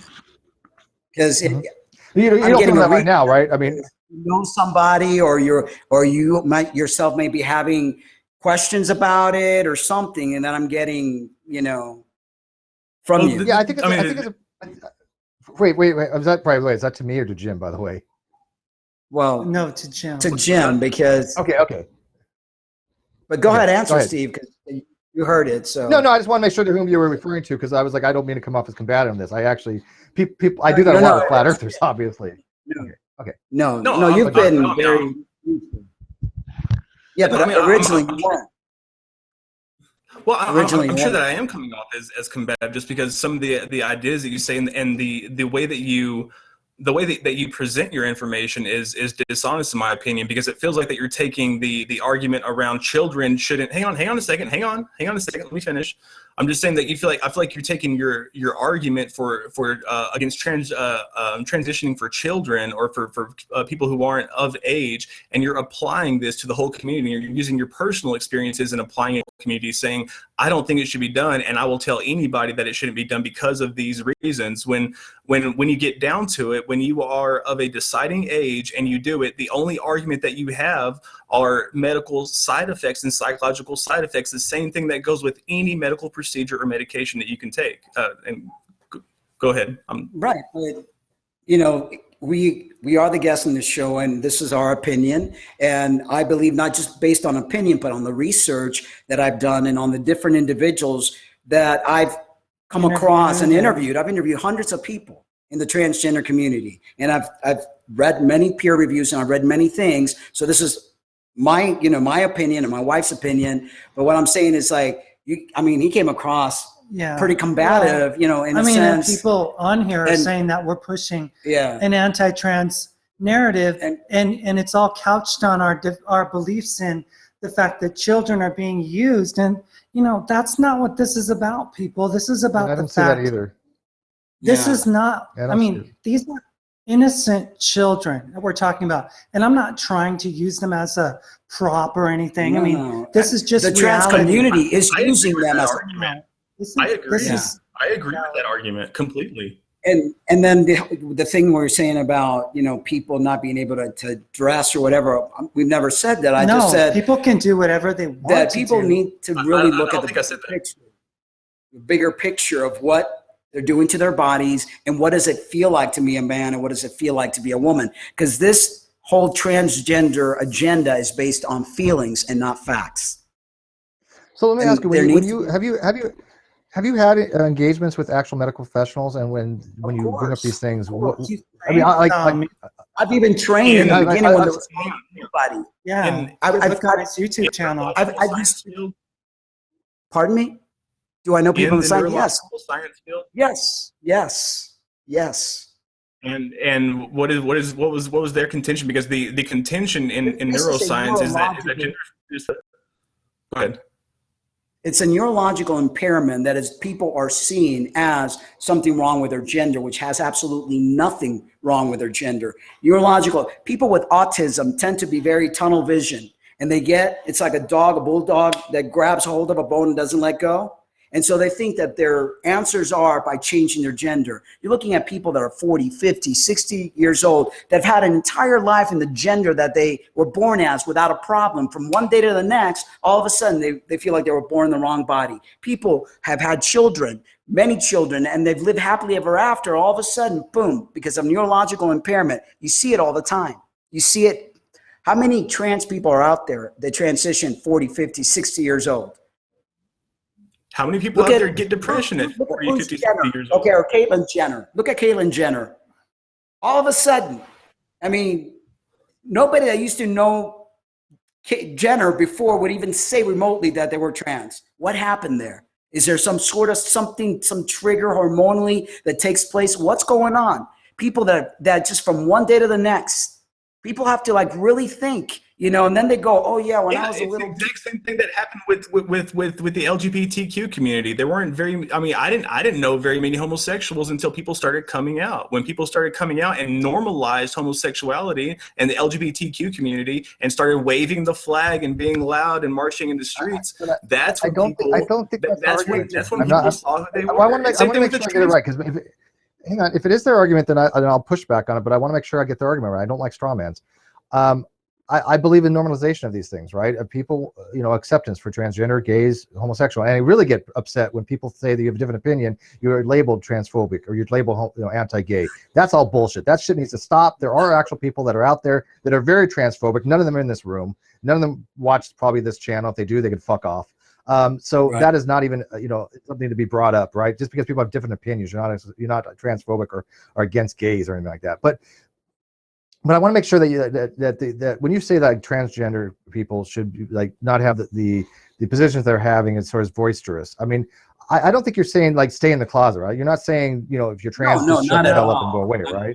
Because that's what I'm hearing from live feed, and that's not what I'm hearing from you. There was a day and an age back, 25 years ago, where people that had these issues and were dealt with them without making. And it's not about being in the closet. It's just about living their lives, not making a political movement out of it, not making a way for children to be transitioning to justify transition for an older person through children, So they just lived, and they just lived their lives without any complication whatsoever. Now it's just been taken, the transgender and it's been umbrella. Politicized. Yeah, the transgender umbrella is wide and long, and to me it's been taken as a political ploy, and like I said, people was politicized. Sure.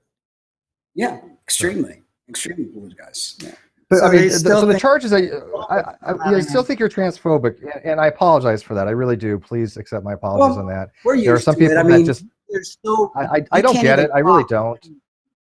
Yeah. This is the kind of people you deal with. And I've been dealing with these kind of people for a very long time. You know, if anything goes against their paradigm, Yeah. they're going to want to knock you down. Yeah. You know, that's just how it is. And, you know, it started when we... But here's the thing. If they think... Oh, sorry.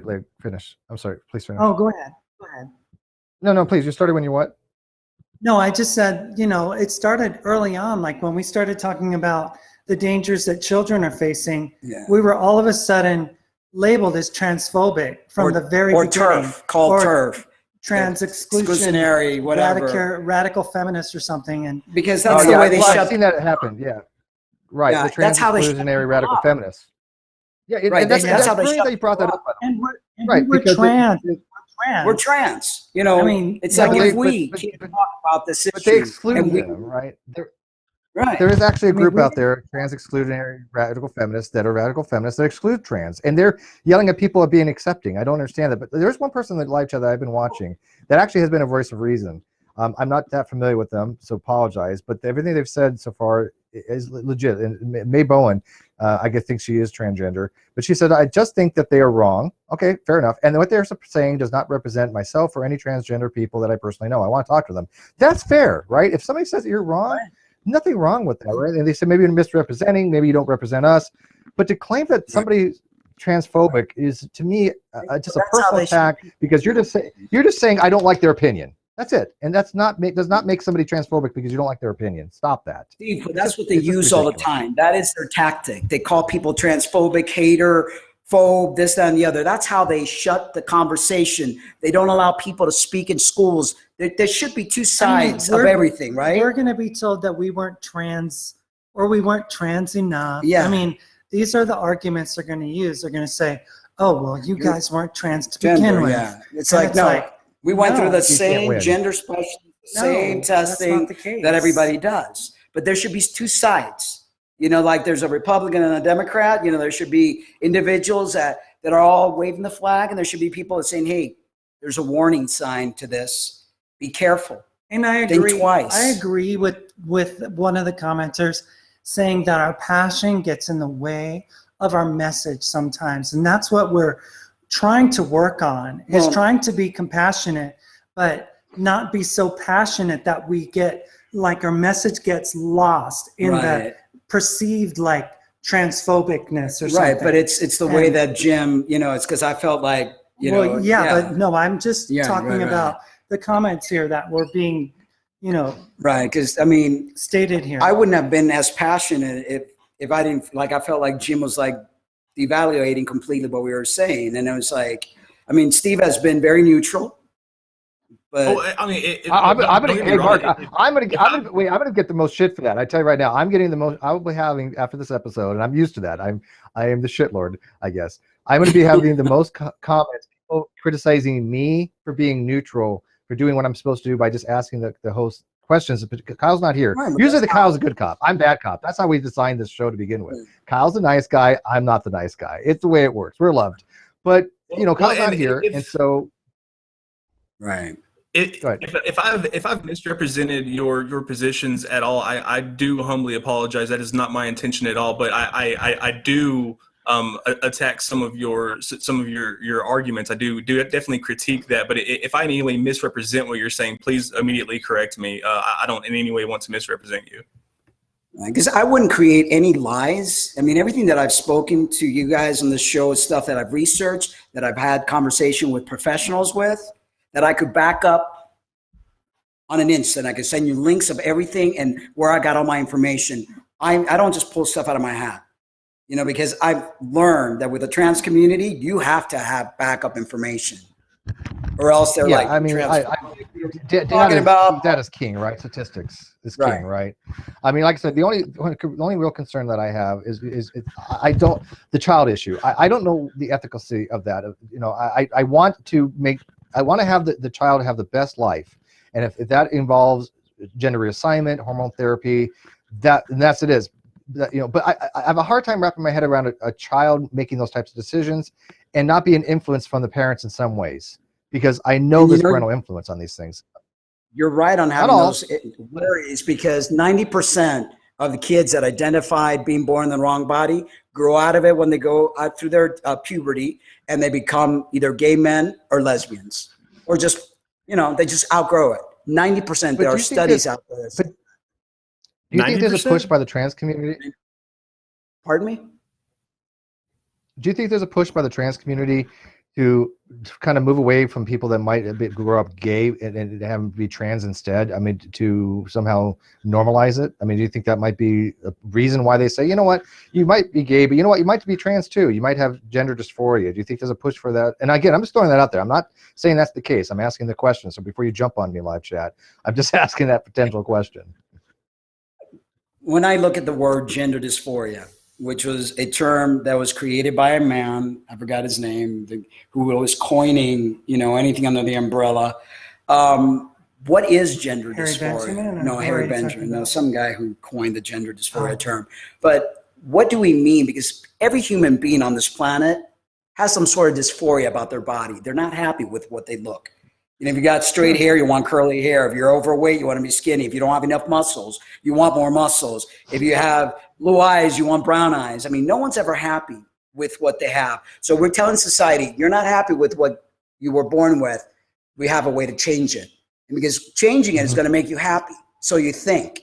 But then changing it involves cutting, taking drugs and medications that are going to shorten your life. So are we basing happiness on skin and things, external cosmetics? I mean, shouldn't we teach people to be happy from the inside out? Learn to deal with the cards you were dealt with instead of we're going to become transhumanists.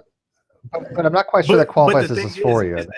But the thing is that sometimes people don't want brown eyes and they get contacts, right? They fulfill their happiness. Sometimes people don't want curly hair and they straighten it. They fulfill their happiness. Sometimes people don't want dark skin and they go through dangerous bleach treatments that are very, very dangerous, but they do it because that's what they want. That's the way they want to express themselves. But everything that you're talking about is very superficial and non-psychological. And isn't it reasonable to say that fulfilling the way that you want to express yourself and actually transitioning and being able to get yourself in that mindset and being able to finally express yourself for who you are, wouldn't you say that that's alleviating psychologically? Well, according to the studies, it doesn't alleviate anything. People continue to have gender dysphoria and then have more problems after the fact. It does still happen, but it's not the same. It is a very decreased number of suicides from people who actually go through with what they want. And you have to remember, gender expression isn't always a complete transition or a complete hormone transition. It can be something as simple as growing your hair out or putting on makeup. And that's fine, and we have no problem with that. All we're telling people, but it's on an individual level. Some people are happy stopping at makeup. Some people don't want to stop there. Some people want a dick. That doesn't work. Because I've had many trans friends who have done it, and now they have complications galore, and they're miserable, and they wish they wouldn't have done it. So again, it's not as simple as putting contacts in. These are lifelong ramification choices that you will make that will alter your existence, and not always in a good way. You might get a few years of happiness, and then you kind of wonder, what did I do? And that's all we're trying to do, is get people to think. Be the other voice. Do you think that there should be hang on?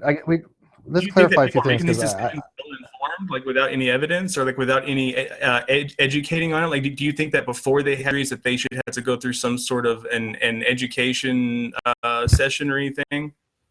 More than a session. It used to be that people had to go for a year of therapy. They don't do that anymore. Real life living before you did anything. They took that away. There's no gatekeepers anymore. Yeah.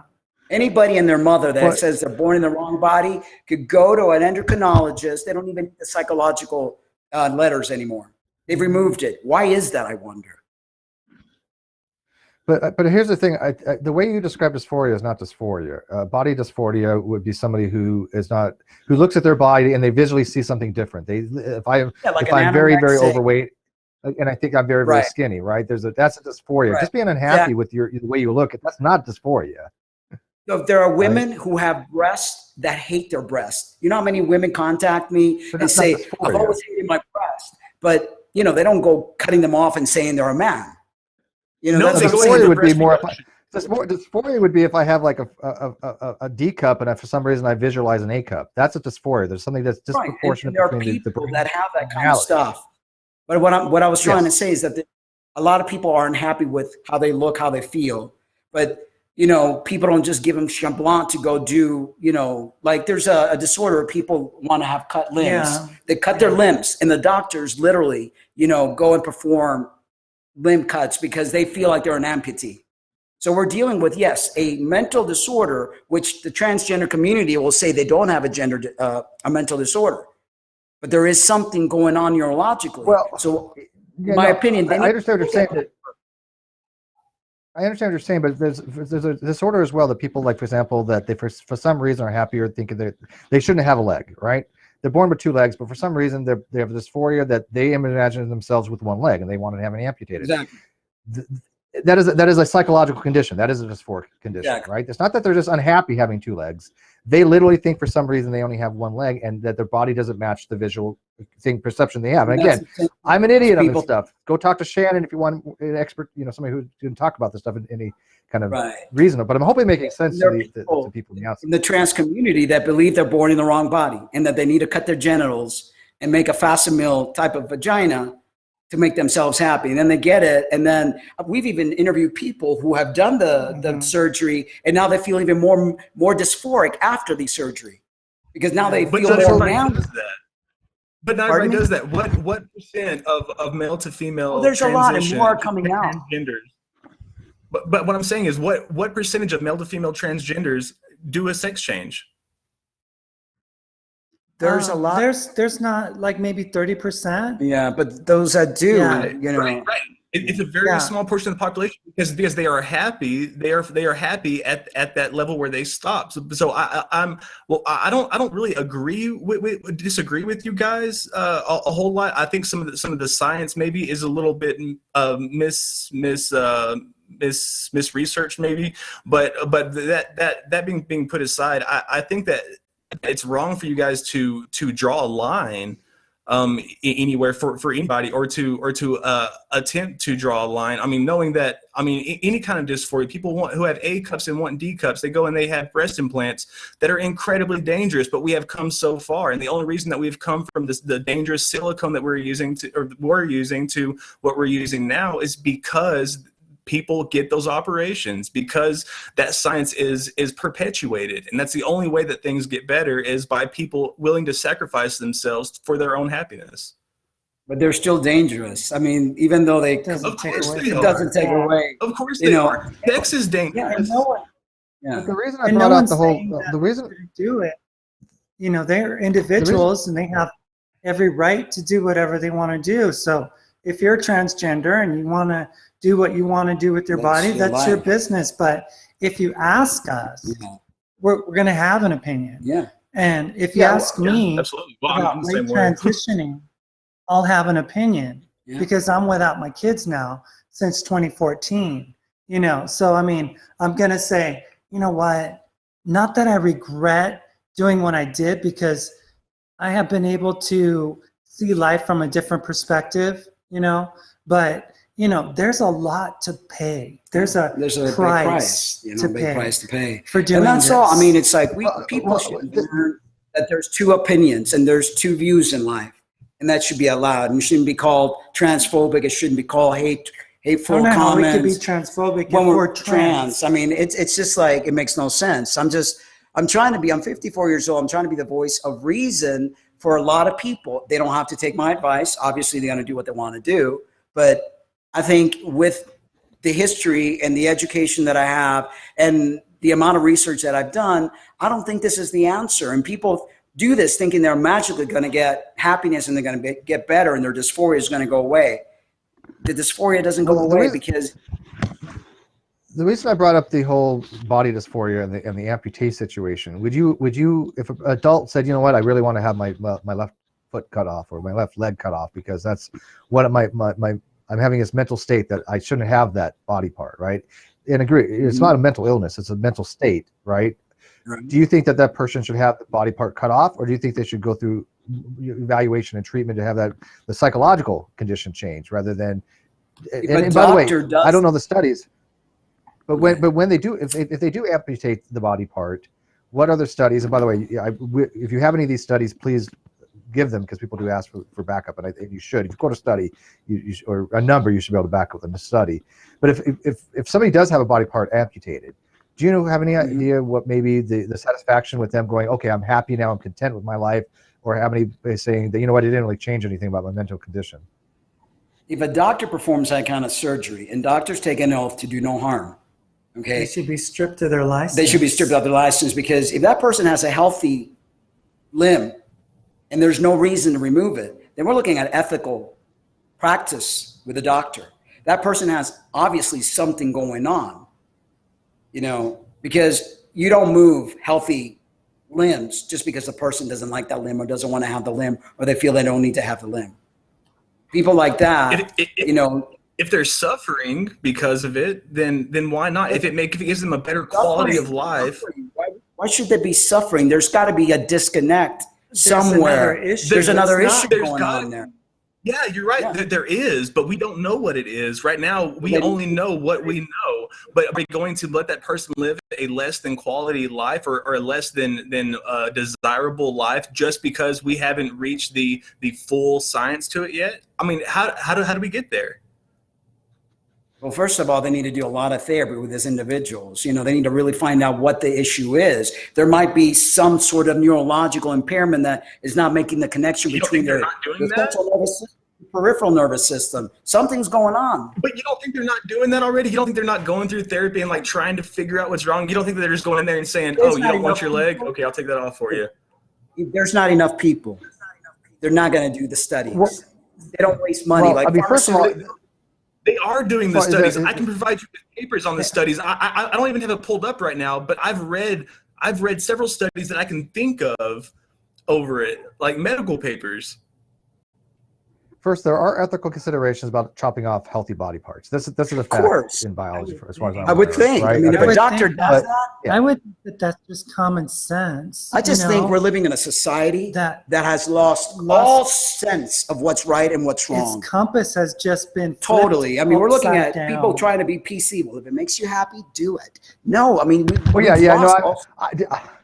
I got to tell you, I am not PC, and I get a lot of shit for it. I'm telling you right now, this video is going to be talked about in the communities. They're going to be somebody going to be like, Jim was brilliant, Steve was brilliant, Steve was an asshole, Jim was an asshole. It doesn't matter. You can't win in these discussions. We've learned this. Right? I'm always an asshole, apparently. No, you're loved this time for some. I guess the trans community is like going, yay, Jim, and the other people are going, hey, yay, Steve. It's okay. We don't mind. Look, we put these things out there. Judge for yourself, right? Exactly. But people need to talk. But people are going to talk about this, and it's going to. But I'm telling you, what you're going to find is, I'm listening to you very carefully, and I don't have to agree with you, and I certainly don't think you produced the studies that you've talked about clearly, but I'm trying not to strawman you, and I'm thinking that people are strawmanning you, and I'm not going to be one of those people that do that. So I'm trying to be literally as listening and just putting out the information. I don't understand why people are so offended by people putting out information. If they're putting out wrong medical information, then that could be addressed. But nobody here is qualified. That's why I'm going to have somebody come in, hopefully, here in a few minutes, if you guys don't mind. I have to ask your permission, if you don't mind. We're not going to be very long. But go ahead. But to be fair, they're not getting as much shit as the flat earthers do. We heard some of that yesterday. Yeah, we saw some of the ones that you guys, You know what? I think tomorrow there'll be more. Jim and Steve, I'm used to it. Yeah. I'm used to it. It doesn't bother me. I'm going to speak my truth. I'm not going to let anybody try to shut me down. And the trans community has tried. Trust me. They have tried. I used to wave the trans flag. I was on Maury Povich show. I've been on tons of documentary. I brought in Jazz Jennings. I was loved by that community. And all of a sudden, when I started going, wait a minute, this ain't right. About Janet Mock. I said, and then all of a sudden, it's like their hero became the villain because I was no longer singing their tune. If you go on my playlist and watch transgender related videos, the things that I've done for this community, it's like I was loved, but all of a sudden I'm like, no, this, As soon as you change the narrative, let me tell you, I've learned my experience. If you don't toe that party line, there will be people nipping at you. There will be people bitching at you And 90% of the time, they take what you say and twist it in a way that was not intended, what you didn't say, or add things to what you said to make it be the complete opposite of what you said. It's not just happens to you; it happens to everybody who goes to shows. We've seen it time and time. Kyle and I laugh about this. Kyle and I, hey, it's funny because Kyle and I will sit there and we'll go through the comments, especially when we have an episode on funny comments, and we'll be looking at each other, going, "Did this person watch the same episode we did?" Because clearly they didn't. Exactly. So yeah, you can't take it personally. But if I could help a parent, you know, decide because they're scared and they don't know what to do, and they're being pushed to do this because that's the agenda right now. That's the political drive. If we could help one parent, if we could help one trans person go, you know what? I don't need to take these hormones. I don't need to do all this stuff because that's not, you know, it's not going to make me fully happy. Then we've done our job. I know we're going to piss off a lot of people, but that's okay. That's okay, because there needs to be two sides. When you have a balance and it's all this way, it's all pro, and no one's going, you know, bringing other factors into the equation, then there's something wrong. In this community, everybody's afraid to speak. Everybody's afraid because they're afraid to be shamed. They're afraid, and people need to speak up and they need to be honest. And that's important, you know? Well, they're fear of the ramifications. These are big communities with a lot of power and a lot of voice, and they have a lot of pull. And when they go after you, they're vicious. It doesn't matter if they're right or wrong. But when you have a large group, people trying to kidnap me. I mean, it's crazy. I empathize, trust me. But I'm trying to get somebody in here, but maybe they're not finding the link. Shannon, I put the link in the Twitter for the DM if you want to come in. We only have about 10 minutes, though. Like I said from the beginning, I don't want it to go too long. I know that they have to probably go here soon, too. But you want to come in and give a little bit of a reasoned metric voice to the conversation, more than happy to. Shannon's always welcome to come in. I've done all I can. I just know that people are going to be bitching one way or another. But you know what? To me, that's the way it is. That's the way it is. Yeah, of course. She says they're conflating terms to make their arguments. If you mean that they're conflating like gender dysphoria with gender things, or dysphoria with like unhappiness, then yeah, I agree with that. But it would take more than 10. Well, we can go longer a little bit, Shannon. Go ahead. I mean, just come in. The longer it takes. So we don't need yeah, it's funny. I literally just said people twist people's words, and people obviously do that in the live chat just now. So it's something you get used to, right? Because yeah, it's okay. I'll have them back. You know what? Shannon has a really great idea. You know what we try to do is sometimes we have people coming on just to tell their story, like your story. This is your opinion. Right. The advice you give, I can't contest, but you know I don't want anybody to take their advice medically, one way or another. Seek your own medical professional. I'm not saying everybody's got to go through their own psychologist and their own doctor. We're not telling people to do anything. We're just sharing information that I've gathered through the years, and I've got research links and things of that nature that show what we have said is not stuff that I've made up or you've made up. Yeah. It's information that is out there that is not maybe promoted because, again, the political agenda doesn't want it out there.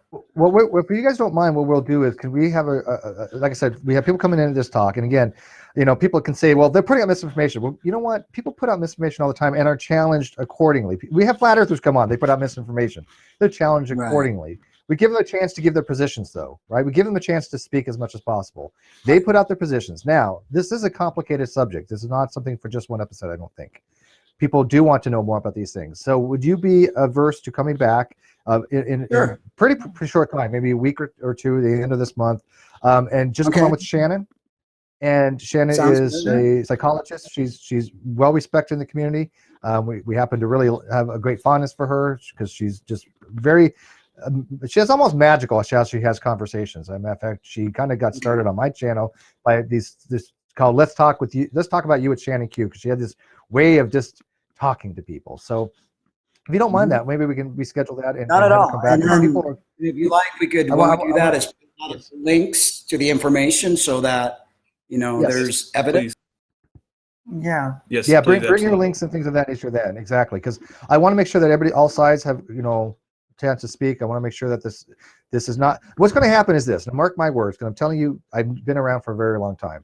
People are going to take this video and they're going to run with it for their agenda in one way or another, whether it's against you guys or for you guys. It doesn't matter. They're going to say Yeah. Steve wasn't aggressive enough. Steve didn't call him out on fallacies, or Steve was too neutral. Or they might say, you know what, Steve had a voice of reason. They might say the thing about Jim. It doesn't matter. Everybody has their opinion. We don't take these things personally. But you know what? This was very entertaining for me and very educational. You were very personal as guest. And I do appreciate that you coming on and giving us your story. And I think there's definitely a part 2 in the making here, because there's so much more we didn't touch on. Sounds good. That was great. Sounds awesome. Yep. All right, Thank you, Jim, guys. why don't you give us the last word? Oh, we got super chats to do first, and then Jim, do you want? Yeah, super chats. What do you want to do the last one? All right, super chats. Shannon is magical, yes. And by the way, FYI, Christy Santiago did hit 100 subs on Leah. Thank you guys very much. We do appreciate that. She's been such a wonderful support to NonSequitur and to my own channel. So, anyways, super chats. Let's see here. $5. Shiny. Wondering how you feminize your voice so well. Your voice sounds amazing. I think he's talking about Jim. I don't know who he's talking about. No, she's not. Jim, you have a very feminized voice, Jim. Ray, for another $5. One question: how does he vet the information he gets from the internet? That should be the first question any skeptic asks. So basically, where you're sourcing, what are you sourcing? Where you're getting your information from? A lot of it is scientific sources. A lot of it is from doctors, peer-reviewed. Studies that they've done, peer-reviewed studies.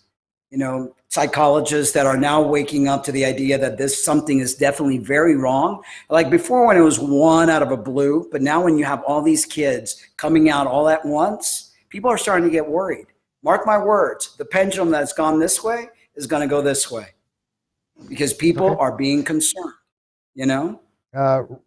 Ray says $5 more.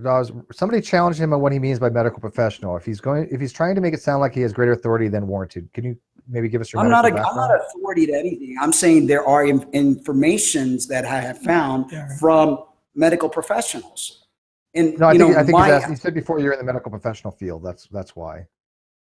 Yeah, I'm an occupational therapist. I went to medical school. I'm an occupational therapist. I used to put on seminars before this was even a thing. Back in 2003, I used to educate doctors, nurses, before there was hardly any education. Did documentaries. I've done documentaries, with therapists. With therapists, yeah. Psychologists. Yes. Yeah, you've clearly been in the field for a very, very long time. Pardon me, sir? I'm just wondering, you've clearly been in the field for a very, very long time, but I think people were wondering, it's not an MD though. It would be equivalent to what, more bachelor's or? It's very psychological. There's also, my field is also very, rehab sense. I deal with a lot of mentally incapacitated people. My field started off in World War I. We were like the right hand to psychologists, so we dealt with injuries and psychological issues. Okay. Talisan, $2. Is nobody going to talk about his medical work? What we just did. So you're not claiming though any medical professional as far as academic. Like you're not a doctor, not an MD. The way that I'm speaking on this show right now is a lot of the research that I've done as personal as well, and as a person who has interviewed tons of transgender people and doctors as well, and a person and lived it, and as well as put on seminars and sat on many panels. Yeah, I get that. The reason I'm clarifying is like when people would say they're an engineer and they never went to engineering school, they didn't graduate to be an engineer. I'm not much into the labels. I just want to make sure that people are not overstating their qualifications. So your qualifications you're stating is simply from your own personal studies, your own personal anecdotal evidence, your own personal interactions with people, but you had college level psychological training in psychology. I've worked in the field as an occupational therapist with mentally incapacitated people, with people that have physical problems as well. I went to 6 years of college, graduated, and worked in the field.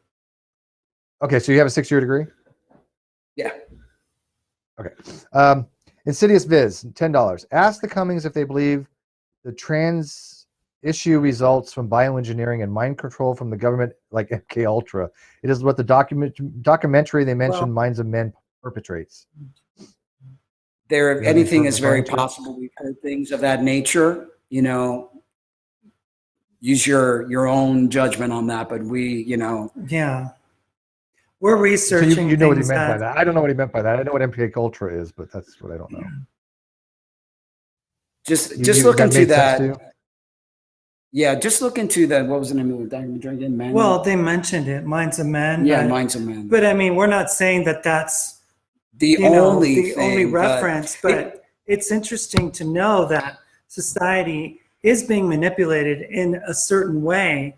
And, you know, they do talk about by the year 2045, there's supposed to be what Ray Kurzweil calls the singularity happening. So, I mean, there's this connection with artificial intelligence and transhumanism. you know, transhumanism, just the indifferentiation of gender and, you know, just the legalization of these different concepts and preparing society to view gender in a different way. So anything's possible. We're not saying that whatever that documentary is saying is the gospel truth, but we're just saying there's more than meets the eye. Yeah. There really is. I got you. We're Okay. truth seekers. Yeah, I mean, I do know MK Ultra was a real thing done by the CIA. I know that. I just don't know.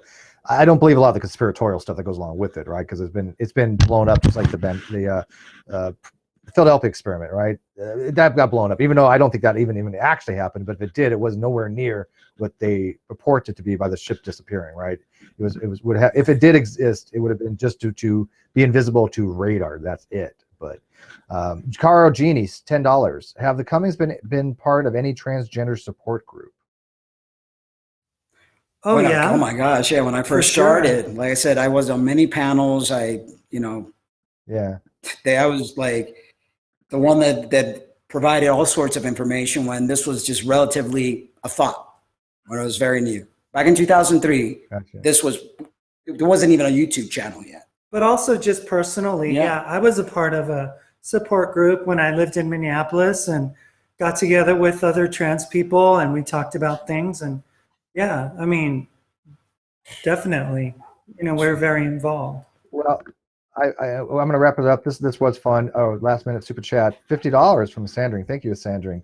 He says, one of the things I love about this channel is many of the controversial topics you're willing to address. Keep it up. And as an aside, I would love to co-host round 2. We can make that happen for you. Sandring, actually, you know what? You definitely could be a co-host. Not that I don't love Jim. I do love Jim. He's one of my favorite all-time people. And I haven't even known Jim that long, but I've like just taken a fondness for him. I really have. It's the haircut. And I hope he doesn't get too much shit for this, because one of us is going to get shit for this channel. It's probably going to be both of us. And I really hope that people don't. I hope I'm hoping people look past the fact that people come on this channel to have dialogue and just to sit there and say, well, you know, you're allowing these people to say certain things. Well, yeah, that's what we do here. That's what this channel is for, to have a dialogue with people, to have discussion, to have a platform. I don't believe in shutting people down just because you have a different narrative with them. That's what I see in other communities. That's not what I want for the channel. That's what the transgender community does. Yeah.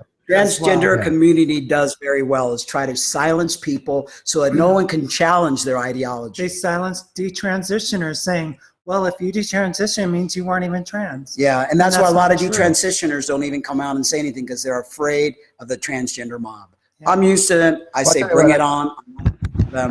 I appreciate you guys coming on. I appreciate guests who come on and talk. Because if we were one of those channels that prevented people from coming on and having their dialogues, we have a guy coming on to be he's a demonologist next week. Yeah, he freaking is a demonologist. He exercises demons and shit. Okay, come on. If we were to have pushback on every single person that had a position, we wouldn't have a show. Now, granted, I'm going to go after that demonologist a little bit. I'm going to ask hard questions. But I'm certainly not going to give him a platform because he believes something completely different than me, right? Anyways, Jim, why don't you take us out? But I do want to express my thanks for coming. So you guys have been awesome. I'm sorry that there's probably going to be a lot of pushback from this, but as you said, you're probably used to it. So. It's okay. Used to it. You know, I know that I have everything to back up everything that I say. I'm not concerned. You know, like I said, if we could help 1 or 2 people, then we've done what we needed to do. We'll have a part 2 for sure, definitely. Okay. And let your fans know that on your channel. Jim, you look stoic. I know. No. Well, yeah, maybe a little bit. No, if you want to review some more of the Cummings materials, you can check out Real Talk with the Cummings at transitionradio.blogspot.com, or you can check them out on YouTube. Just search Real Talk with the Cummings, and they'll come right up.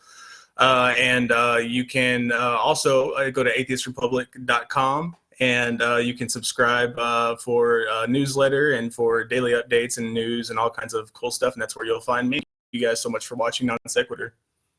And I want to say one last thing. This is not our only topic. We talk a lot about spiritual growth, nutritional guidance, helping people grow and evolve as spirit beings. So, I mean, I didn't think this whole conversation was going to be about the transgender side. Well, we did have that flag in the icons. Yeah, I know, but I thought, we were going to talk about the spirituality where we've, evolved into, and the things that we promote. And we have a daily podcast where a lot of people join us and talk about the spiritual growth, and we brainstorm as a group to try to evolve spiritually. Yeah. You know what? When you come on the second time, we'll make that happen. We'll have Shannon come in to talk about the trans stuff a little bit, but that'll be only a small portion of it. And after that, I'd love to talk about the spiritual stuff as well. Sound good? All right. All right. Thank you, guys. Yeah, thank you. Appreciate it. Thank you. Thank you. Good night, all. All right. Good night. Good night. Non sequitur. Your facts are uncoordinated.